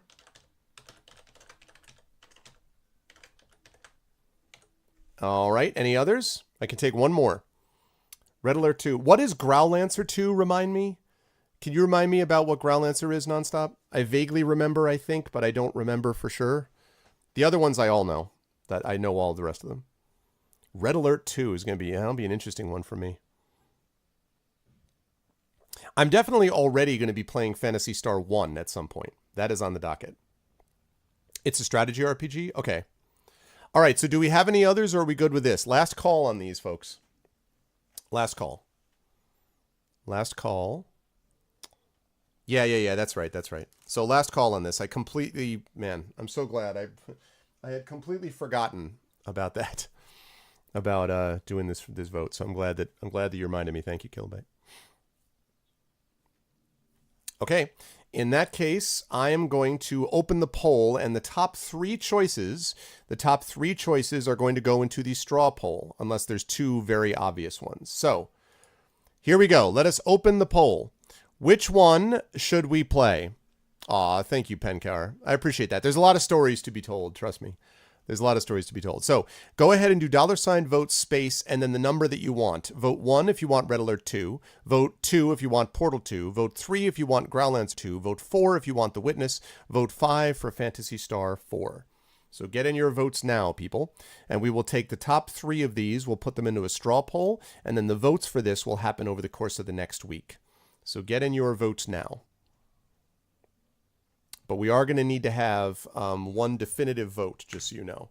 So, I mean, as far as, like, we're going to need to have a choice of, you know, no more than 3. Preferably fewer.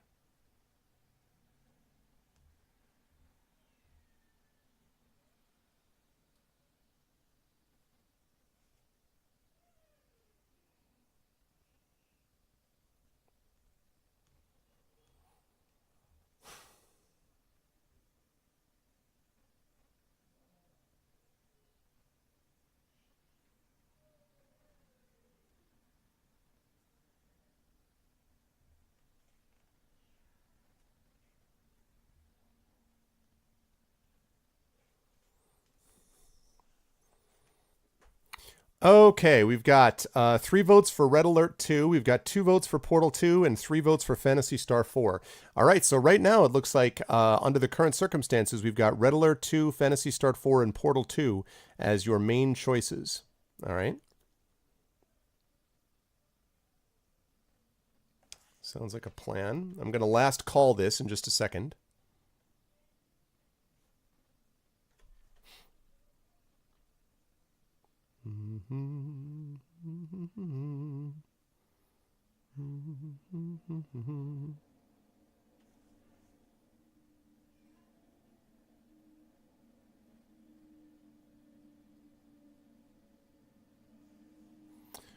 All right, let's last call this up.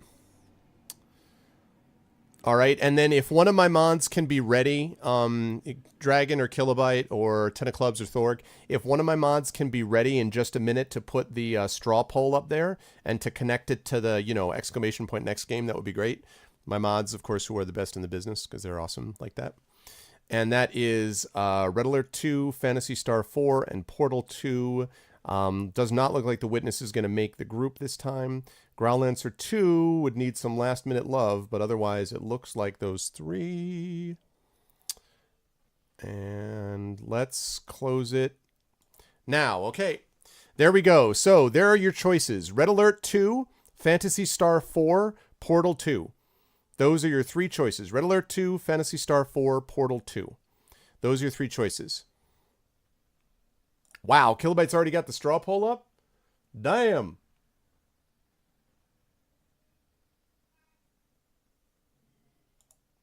All right, there you go.